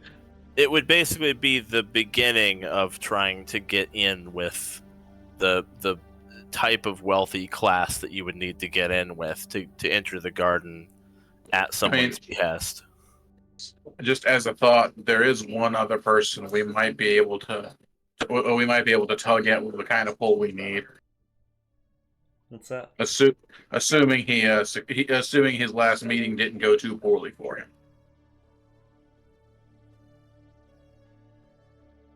Who are you talking about? We might be able to leverage Snake. Oof. I'm saying this out of character, of course. Yeah, I Yeah. feel like he's kind of occupied right now. Like I said, assuming his last meeting didn't go too poorly. Thing is, it's his meeting that he should be in, like, right now. Yeah, I was gonna say that too. I mean, how fast are you expecting this job job to move?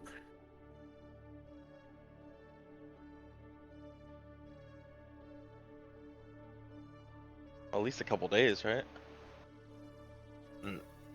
So Teo says, we don't need to hurry and mess this up. And quite frankly, not to underestimate your abilities, but if this goes truly south and we end up with a lot of the Garden security on us, with all due respect, Spectre, I don't think we'd make it out alive. Not you and your crew and me and my best picks all together. You need to not underestimate how terrifying the Garden is. When I say best security money can buy, I mean the best security in council space. So no frontal approach then. We have to be very careful in how we handle this, or we need to bring in much bigger guns than what we've all got. This is the DM saying, if you fuck this up and end up in like a big fight, at the level you're at, you'll probably die. Note, this is still in side quest territory, like non-mandatory optional side quest stuff. The Garden of Paradise is very high CR. So it is doable, but if you guys get caught and end up fighting like a bunch of these drones, I'm pretty sure you're gonna die. They are very strong.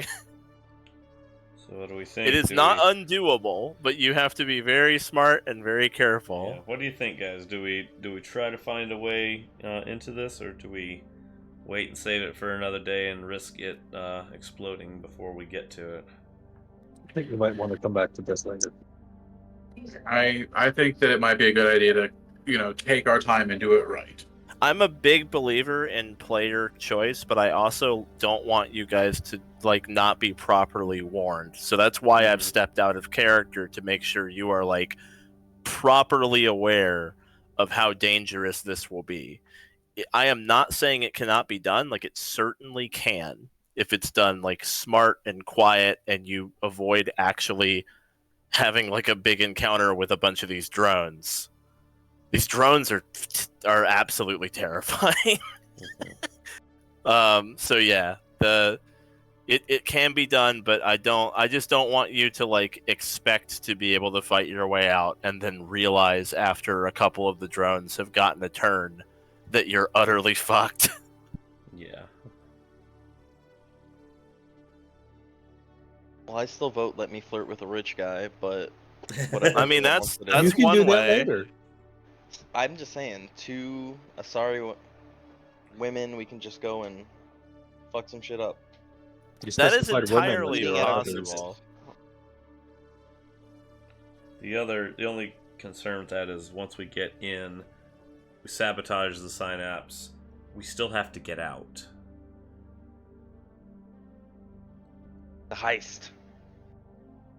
Make a heist out of it. We could also approach it on multiple fronts instead of just one. But I'm just offering more options. Obviously, if we want to go do something else, I'm not opposed to it.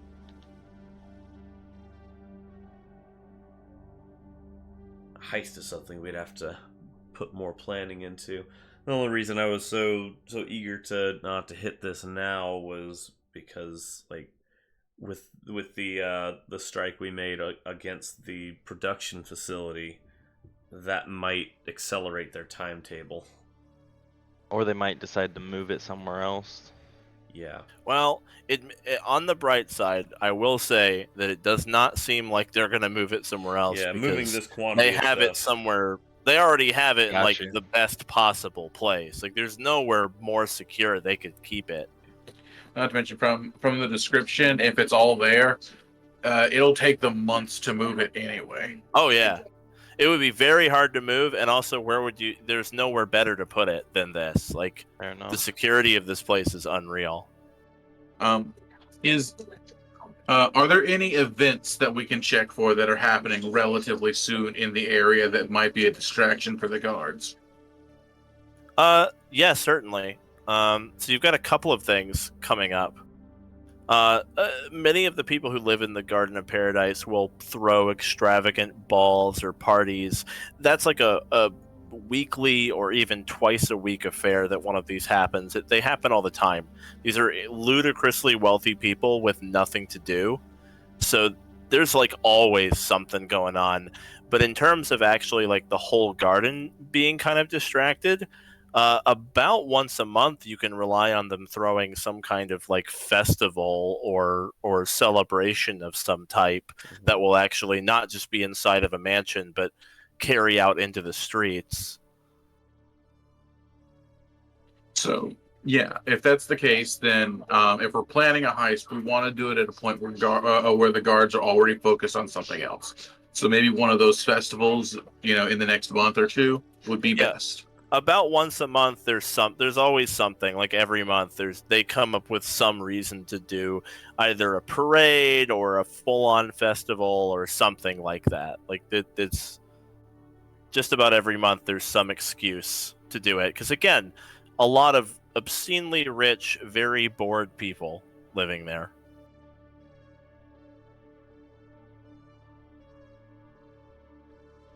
Okay, so then it sounds like one of our best bet might be to and anyone feel free to speak up. I'm just throwing up my thoughts here. At the next one of those events, we try to slip in. Maybe someone gets an invite in and brings us as their guard, whatever needs to be done. But that would probably be one of the best times to move more freely. In the meantime, see about pulling those strings on the back to get that invite. And maybe also, do another main quest or two to level up. Mm-hmm. We could probably just troll around a bar a day before one of those events, and Aryn and Eon can try to pick up someone and have them invite us there. That would be the easiest way to get in without causing undue suspicion. I don't think that we're going to find a garden resident in a bar. Well, that's why I said a nearby bar, like one of their bars. A rich bar. Where You mean the CEOs bars drink. in the garden that we need the invitation to get into? Oh, that's easy. I'll just talk my way in. JK. So, by the way, invisible. Wow, that's nice. Teus Gavlin, while you guys were talking, will pull up. He'll pull up some images of the garden and be like, "This is what you're dealing with." It does look nice. Oh wow. Yeah, the amount of security you'd need to cover a place like that would be massive.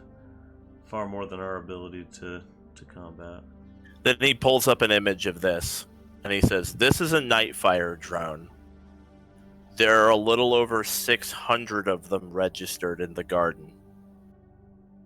Their main weapon is 2 torpedo banks that can fire at about a shot every 2 seconds. So 3 attacks per round." And he talks to you in the equivalent terms of a plus 15 to hit, doing upwards of like 40, 10, plus 20 damage. And they do 3 of those a turn, and there's 600 of these fucking things. 100-foot fly speed. Like, the CR on these things is like 17. Basically, it is a stealth mission or you die at this level. It's gonna be a bit before you could actually like fight many of these. Damn it. We'll just send those things to go take out the Leviathans. What the fuck? No, I mean one Leviathan would crush the garden because they're stupid. They're fucking giant psychic squid things. But keep in mind, this is the most sophisticated, like, ground private security that money can buy in Citadel space. It would not stand up to like a ship. Even like a very basic battleship could mow through a couple of these. But in terms of being on foot, fighting something like in person and not in like a ship, it's all relative, right? Like obviously, like these things wouldn't stand up to a warship unless there were like a lot of them. I mean, the very basic anti-air cannons did like 15 d12. Like when you get into like machines and vehicles, the numbers start to get really big. Because you're comparing like a spaceship to a person. So if this was like an official CSEC operation to raid this drugs stockade,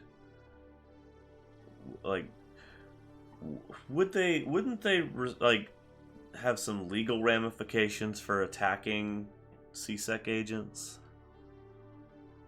Teos Gavlin looks you right in the eyes and says, wouldn't there have been legal ramifications for a bunch of my own CSEC agents trying to murder all of you in a basement? I don't think the people we're dealing with are going to worry too much about that.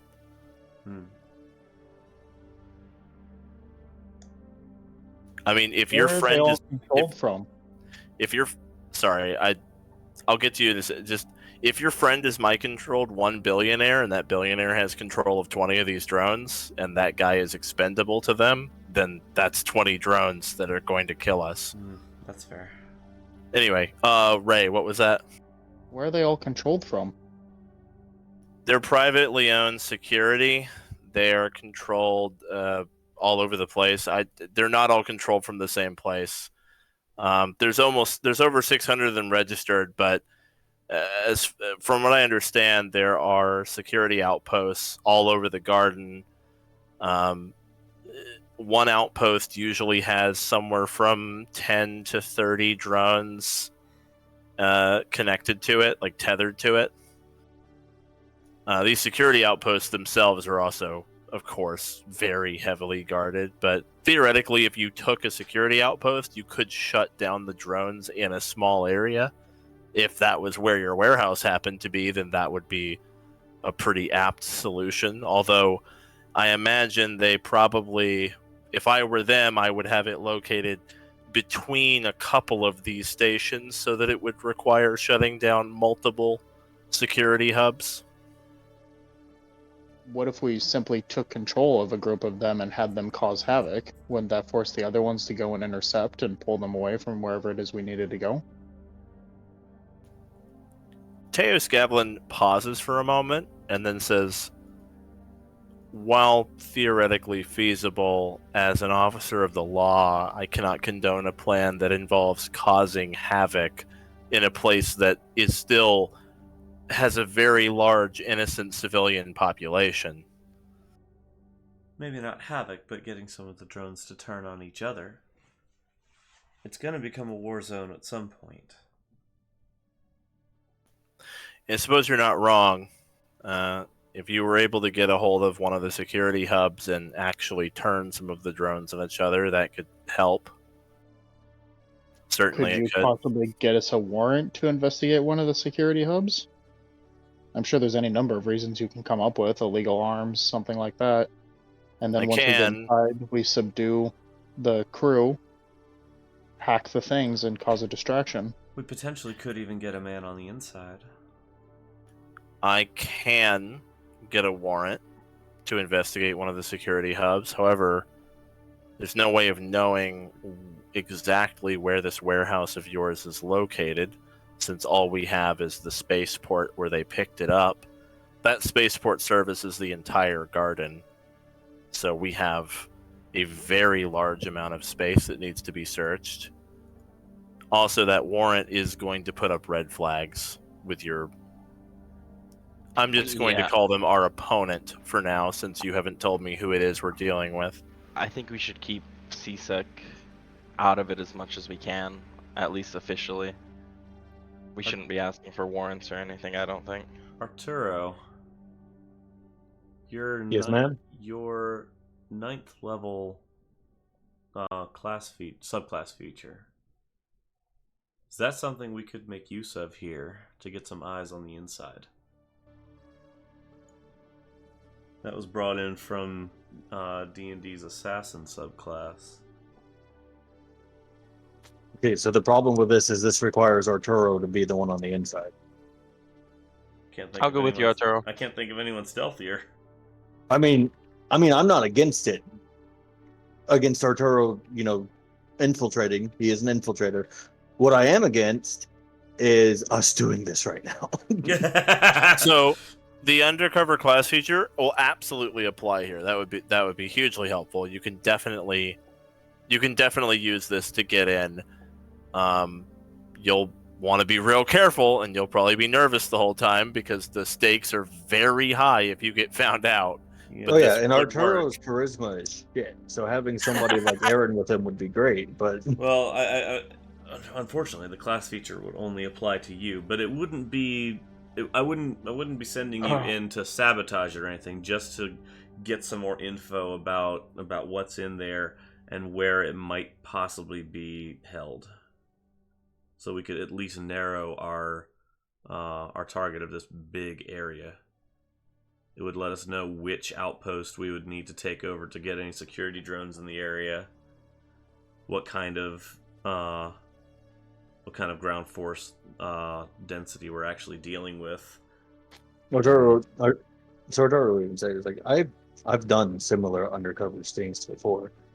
I could probably do this, but my time is limited. I've never been would be a little bit limited. I've never been particularly good at the convincing aspect. I can get in there, I can stay hidden, I can listen, I can gather information. Well, fortunately, the thing says if you adopt the new identity as a disguise, other creatures believe you to be that person until given an obvious reason not to. Yeah. So as long as he doesn't say anything stupid, he'll be fine. Yeah.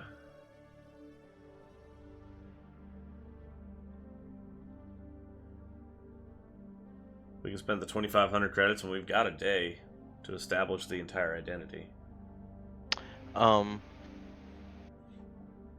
But I need to be able to observe the person, somebody. So like a maintenance worker, technician, a security guard, anything? We'd be looking for security personnel. Security personnel would probably be best. I think if Arturo would be capable of perfectly disguising himself as anybody, it would be security. Uh-huh.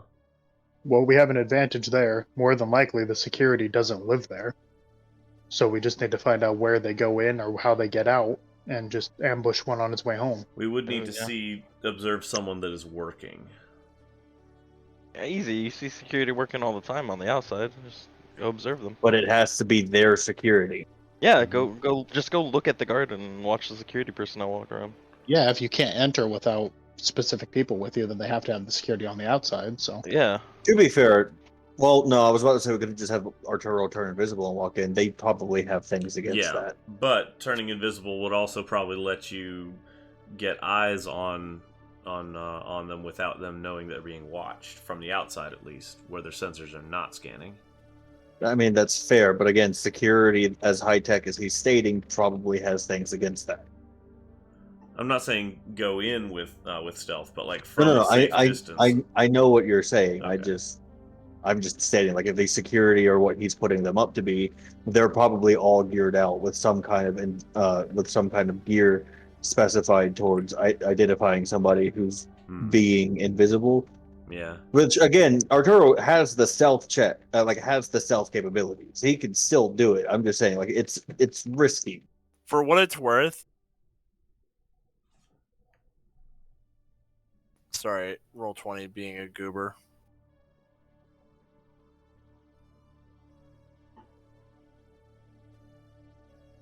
Darn it.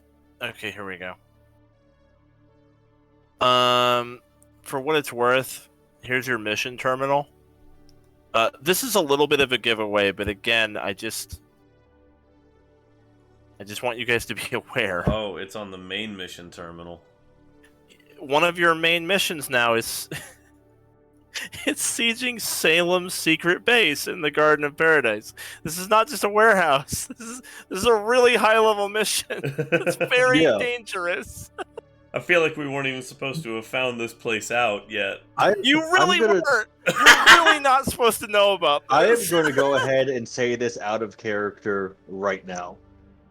I don't want to do this until we're at least level 11 and I have access to greater invisibility. Okay. This is a I scary fucking agree. place to, All right. to That sounds. do, yeah. That's Please, reasonable can we then. do this later and move on to another Yes, topic? that is I reasonable. thought we were planning for future anyways. I thought we were Yeah, it decided was that we weren't definitely going to do this right future now. I mean, I couldn't tell with the way you guys were talking. No, that's Oh why yeah, I'm I planning was for future. I was latching on to Zan like, oh yeah, these things only happen like once a month. Cool. Then we'll aim for the one that happens in a month or two.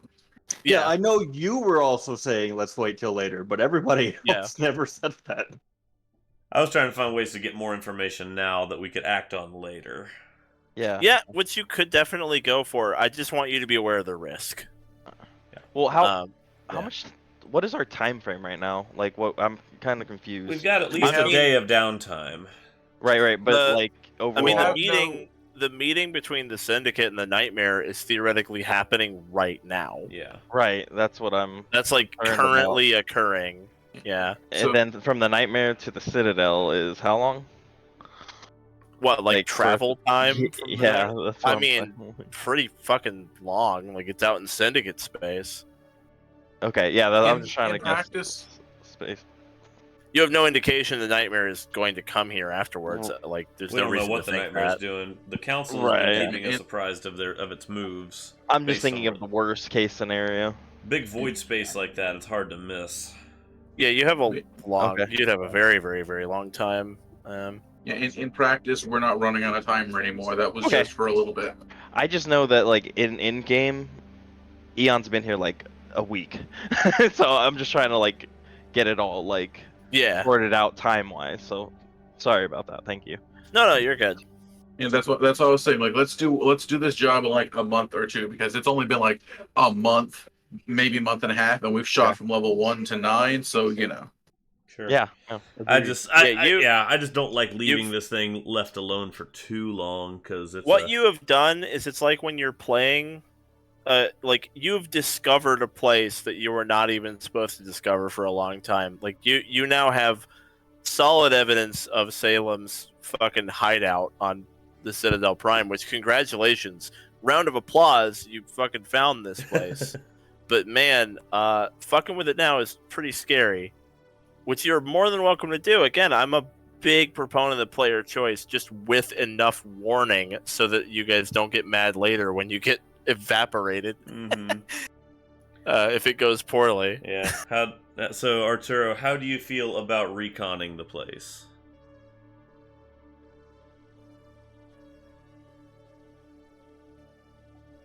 Because I understand we're not going to hit it yet, and if you're not comfortable even reconning it right now, we'll leave it alone.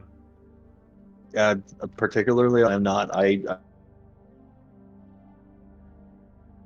All right, then we'll leave it alone for now. But we at I least think know it's here Joseph now. does not want to risk rolling another character here, Sure, basically. sure, sounds good. Well, hey, we've got a whole ship full Arturo of other dying. characters you can I roll. was fully prepared for failing that bomb check. My problem, I'm not dying for something stupid that we could have done later. Uh-huh. All right.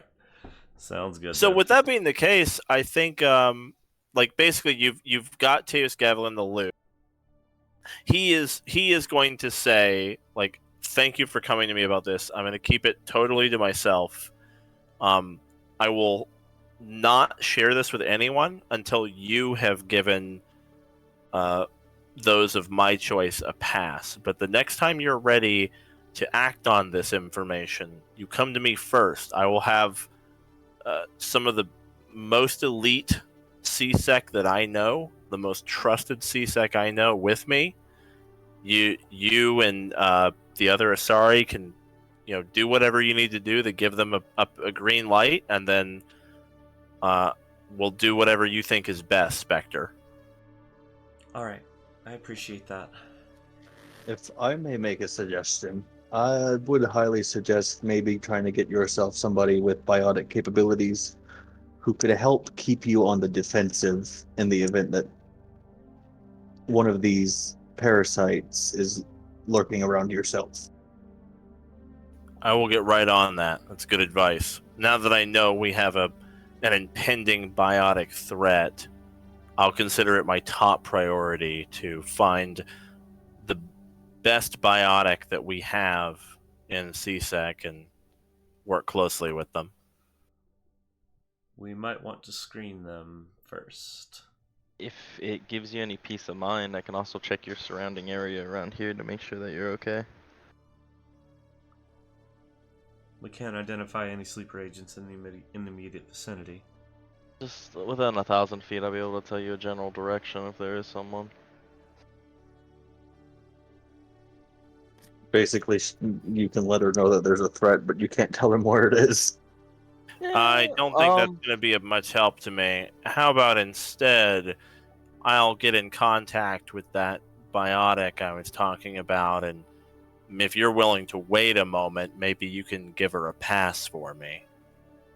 Pass and then meld so that she can be more familiar with what it is that you're looking for. Oh yeah, would that be able to pass over, like... Yeah. Okay. Oh yeah. Everything about it, yeah.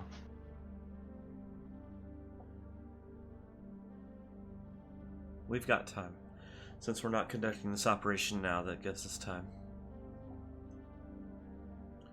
I'm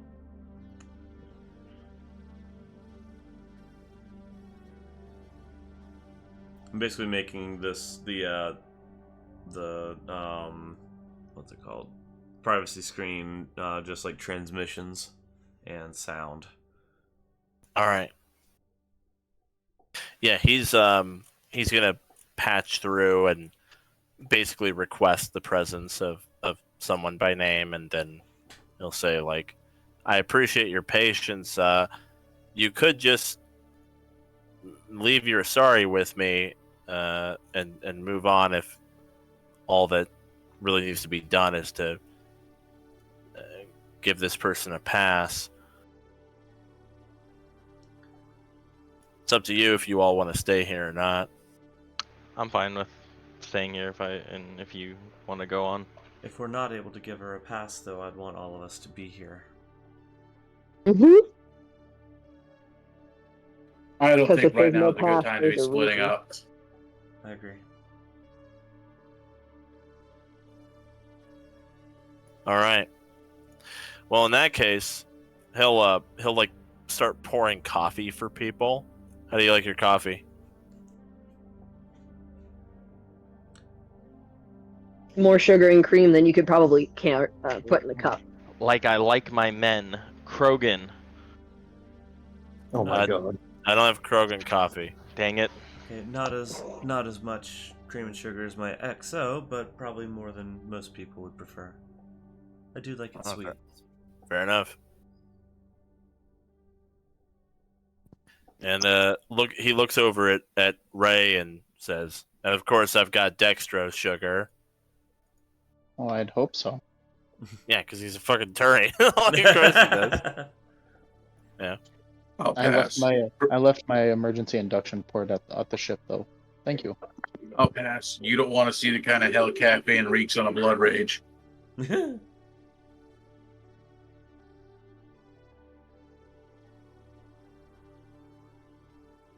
As you guys are waiting for said biotic CSEC, Teus Gavlin just kind of skims through the data he has on the garden and seems to just be like thinking. They couldn't possibly hide this much stuff in the garden without people knowing.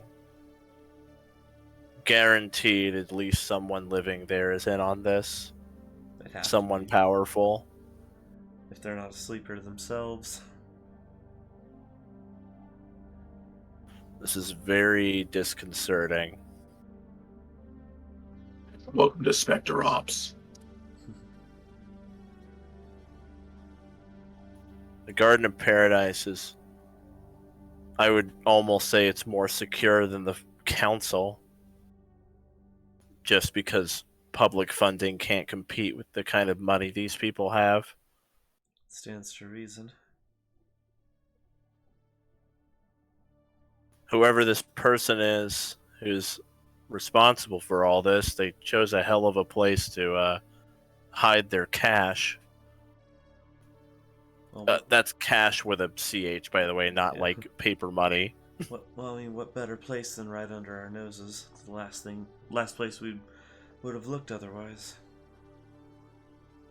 It's also basically impossible to get into.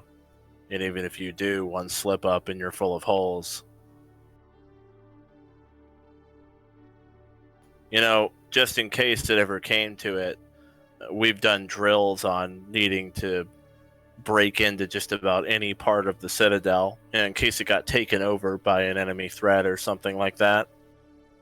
And the garden, we've pretty much determined that if it was ever totally taken, we would have to bombard it from space with an armada. There would be no ground force that could pierce it, not in a frontal assault. Not any ground force we have. Pretty much have to blow the damn thing off the Citadel into space. If things get bad enough, we might have to hold that as a contingency plan. What are we dealing with here, Spectre? The fact that you're saying that, and I don't think you're joking, gives me some concern. I can't give you details, but it's bad. Jeez. The political shitstorm that would be. Mm-hmm. Even if we call an evacuation, do you have any idea what kind of hell will be put through by all of the people that we're forcing to leave behind their 7-story space mansions? I know. The worst part about it is even if it's dealt with, nobody ever knows why. Except the really bad shit.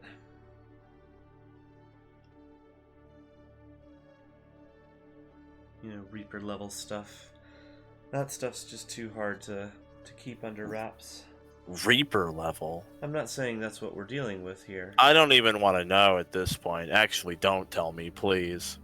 Sorry, what I was saying is I enjoy sleeping level, at night. What I was saying is the Reaper level stuff is the stuff that people know about, no matter how classified it is. I'm not saying that's what we're dealing with. Okay. Though it's not far from the truth. He interpreted it one way. Gotcha. Okay.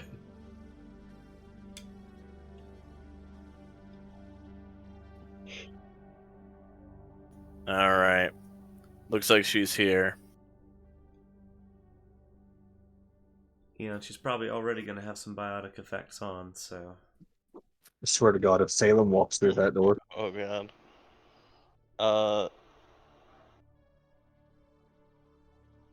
Yeah, I wouldn't detect biotics on her, obvious. I would just go straight to sense. You were going to need to meet her anyway. As you know, there are 4 CSEC commanders on Citadel Prime. She's actually in charge of the quarter where the Garden of Paradise happens to be located. Technically, it's her jurisdiction anyway. So we're just getting this out of the way now. I swear to God, if it's Salem... somewhat scared here. Okay, good. It is not Salem. That puts my mind at ease. As the door opens, this Asari enters, and Teus Gavlin says, Commander Ashora, this is Spectre Aryn. Forgive the privacy screen. We have some classified information to share with you. And Commander Ashora will look at Aryn and kind of just coldly look at Aryn, like top to bottom, and then still not smiling, just kind of frowning at you, say, what's this all about? Before we get into that, Eon, anything? Well, I will cast Sense Presence. Do I sense anything? You do not sense a parasite in Commander Ashora. No, there's nothing. There's no parasites inside. What about within range? Oh, I guess I would have asked for the closest parasite, essentially. Yes. Maybe like 70 feet, which narrows it down none. Like I'll say like 100 feet. So in other words, like the nearest 1,000 CSEC people, there's a parasite in there somewhere. Again, it's kind of like on Euphoria, like it's not even helpful information. Yeah. It's a crowd, but we know that there's somebody here at least. As long as it's not in the room, I think was the concern. Her, the other guy we've been talking to this whole time, whatever. The janitor standing right behind us cleaning. Yeah, no, not in the room at all, like 100 feet away. Yeah. Yeah. All right. Okay. So, Yeah. so CSEC Commander Ashora says, again, just talking directly to Aryn, what is this all about exactly? Or should Gavlin get me up to speed if you have somewhere to be? I don't have anywhere to be. The mission that I had planned has been postponed. I'm sure you heard about a raid on a drug den in the lower ward some week or so ago. I did. It wasn't in my jurisdiction, but yes, that was actually under Gavlin's watch, wasn't it? She looks at Gavlin, and Gavlin kind of frowns, like she's. It almost sounds like she's taking a shot at him when she points out that shit show happened under his jurisdiction, that he was responsible for all that crap. Well, what we encountered there was a case of long-distance biotic control. Those men were not operating under their own free will. They had been coerced or threatened with immediate death from far remote distances if they didn't comply. Some might have been even more directly manipulated. But that wasn't the full extent of how much CSEC has been compromised. There are more agents out there that have this biotic parasite that we're calling it, and are functioning as sleeper agents. Commander Gavlin is clean, and we've confirmed so are you. But we don't know how many CSEC agents have been compromised in this way. She narrows her eyes and then looks at Gavlin as though trying to gauge his reaction to all of it. And Gavlin kind of gives her a shrug and says, like, it's not a joke. And Ashura looks back at Aryn and says, what you're describing sounds like science fiction. Biotics can't do that. We thought so too. It is somebody of extreme biotic power. And they're running an operation within the Garden of Paradise. This is some kind of classified Spectre stuff, isn't it, then? Yes. I'm telling All you right. the stuff that I can authorize you to know at your clearance level. So, what do you need from me?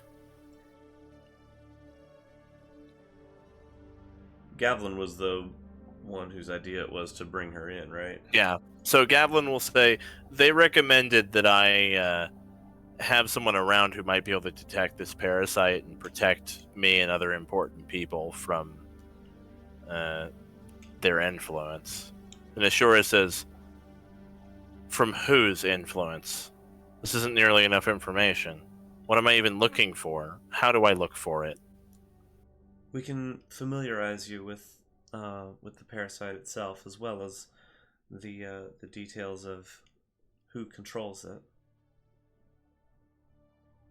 Eon can meld with you and give you all the information about the person behind all of it, as well as what they're capable of, and what this parasite's presence will feel like, which might help you root out more sleeper agents before they become activated and cause further damage.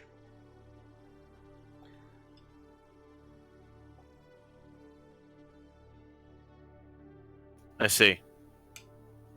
Alright, well, this is a lot to take in, but I'll take your word for it, Spectre. Anything you can show me or teach me? And Aryn would give Eon a nod to conduct the meld, though she will say to the commander, please refrain from inquiring into the deeper nature of our mission, as that is further classified. We'll share I'm with you afraid what that I can't meld with someone below my clearance, as it could share classified CSEC information with this. Sorry, I didn't get your name. She says to Eon. Aeona. Aeona, no offense, but you are just in a Spectre's crew. And if I'm going to meld with anyone, it would have to be you, Spectre. That's acceptable then. I do have the Very clearance well. level. And I am familiar with it.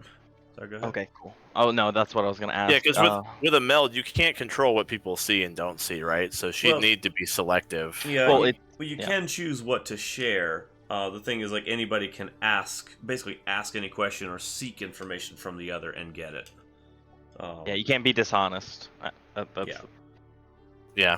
Okay. So if she didn't want, if Eon didn't ask her for anything, and they just only shared freely, then they could keep things to themselves as long as the other person's not asking for it.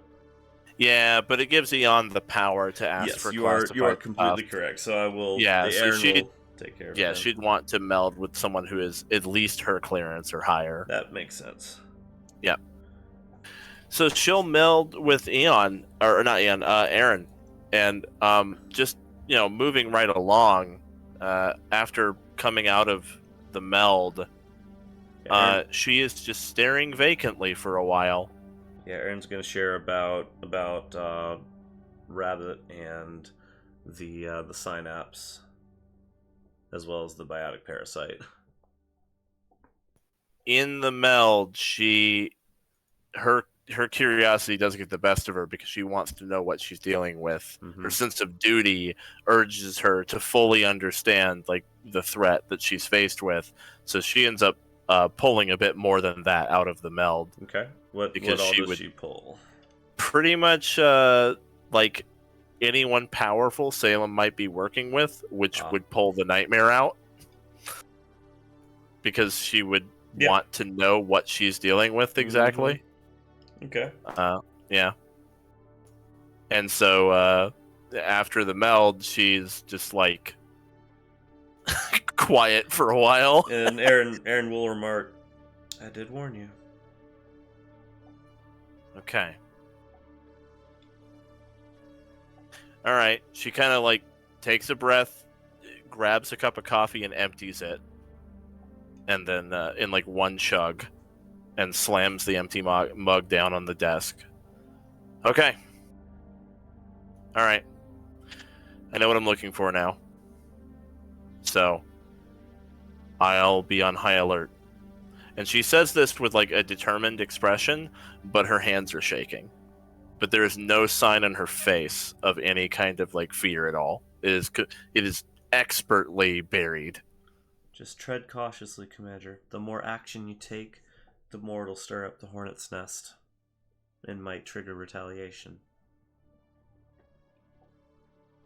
She looks at Teos and is like, "Do you know?" And he interrupts her. "I don't want to. I like sleep. I don't want to hear a damn thing." And she's like, "All right." And Aryn will look to her again and say, "Most galactic threats go without being known. The reason that so many people can sleep at night is because they do not know about all the things that lurk in the darkness."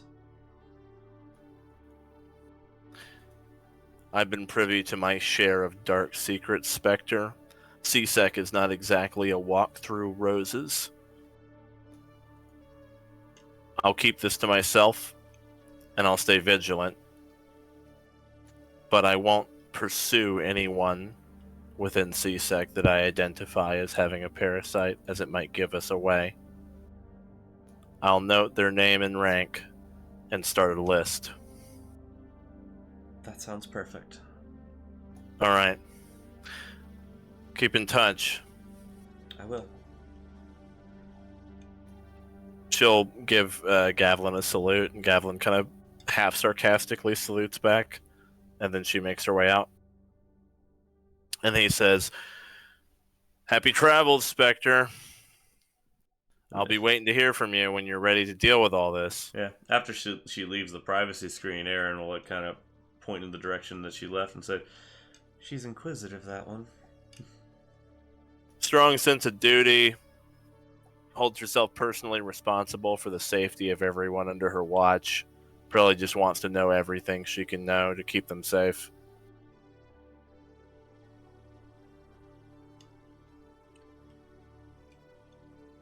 Well, I think she probed a little deeper than she'd meant to. Yeah, well, what are you gonna do? She used to be a Justicar.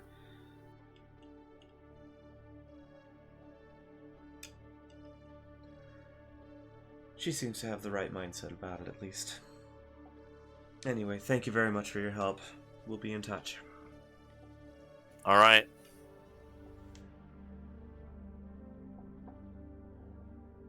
All right, you've discovered a whole bunch of shit way earlier than I intended, but here you go. You've met ex-Justicar Commander Ashora, who will matter a lot for the whole garden thing, because that's her jurisdiction. Mm-hmm.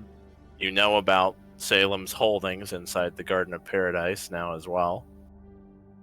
But probably what we want to do for the remaining part of our session here is actually determine what you're doing next, because it isn't this. Yeah, let's figure out what war assets we want to go after, or if we want to go after the Batarian warlord. I kind of want to say we've been putting off going to go see the Krogans for way too long. Yeah, Krogans we do have something to approach with. I mean, if you want my opinion. I know what your opinion is. I've known you long enough. We don't want to make enemies of the Solarians. Do we even have an in with the Solarians right now? Like, We have don't have a anyone to Solarian No, we party don't. member. We have You would nobody basically that's- just be showing up and being like, "Hi, I'm a Spectre. Let's talk." I don't That even would think basically we- be it. Yeah, but I don't even think we've seen a single Solarian NPC yet. We go there, we don't even tell them about it. We tell them the Galactic Readiness Task Force is being called up again. See what it would take to get them on board. And then once we've done them like a favor or so and gotten their support, then we tell them, by the way, there's another subject we'd like to broach with you while we're here. I guess that's not a horrible idea. Get some good vibes going first.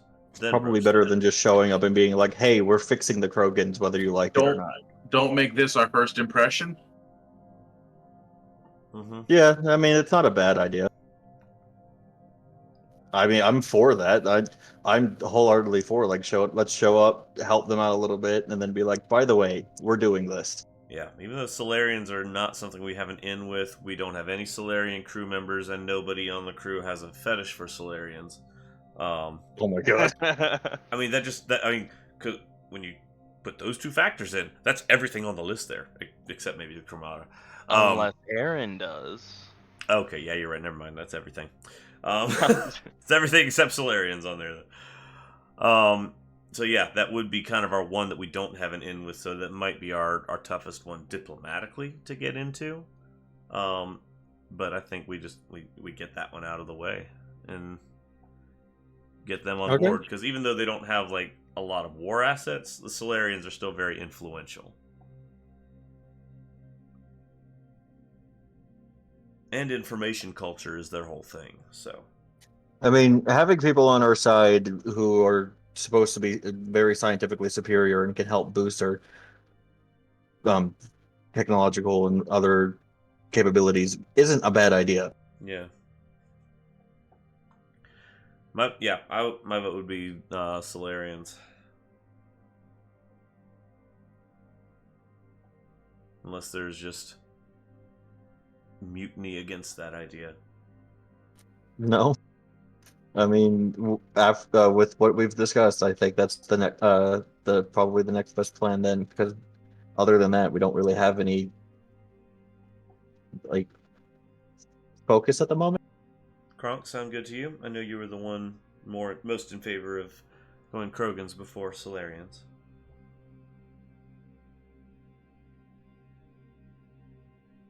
But does this sound reasonable to you? Dan? Sorry, my push talk was working.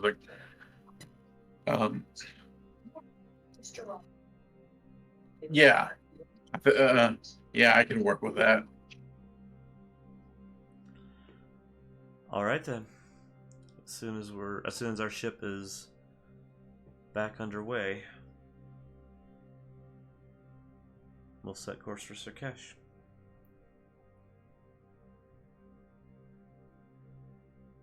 Okay, we've got it figured out.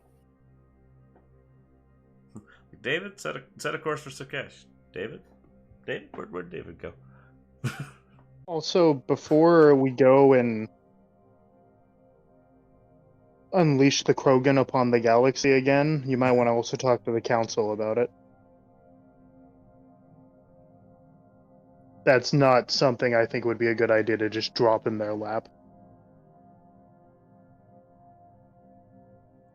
You think we talk to the council before you go and start producing Krogan children at an increased rate? We're not increasing the rate, I don't think. Not by much. Just correcting it to allow them to be a sustainable race.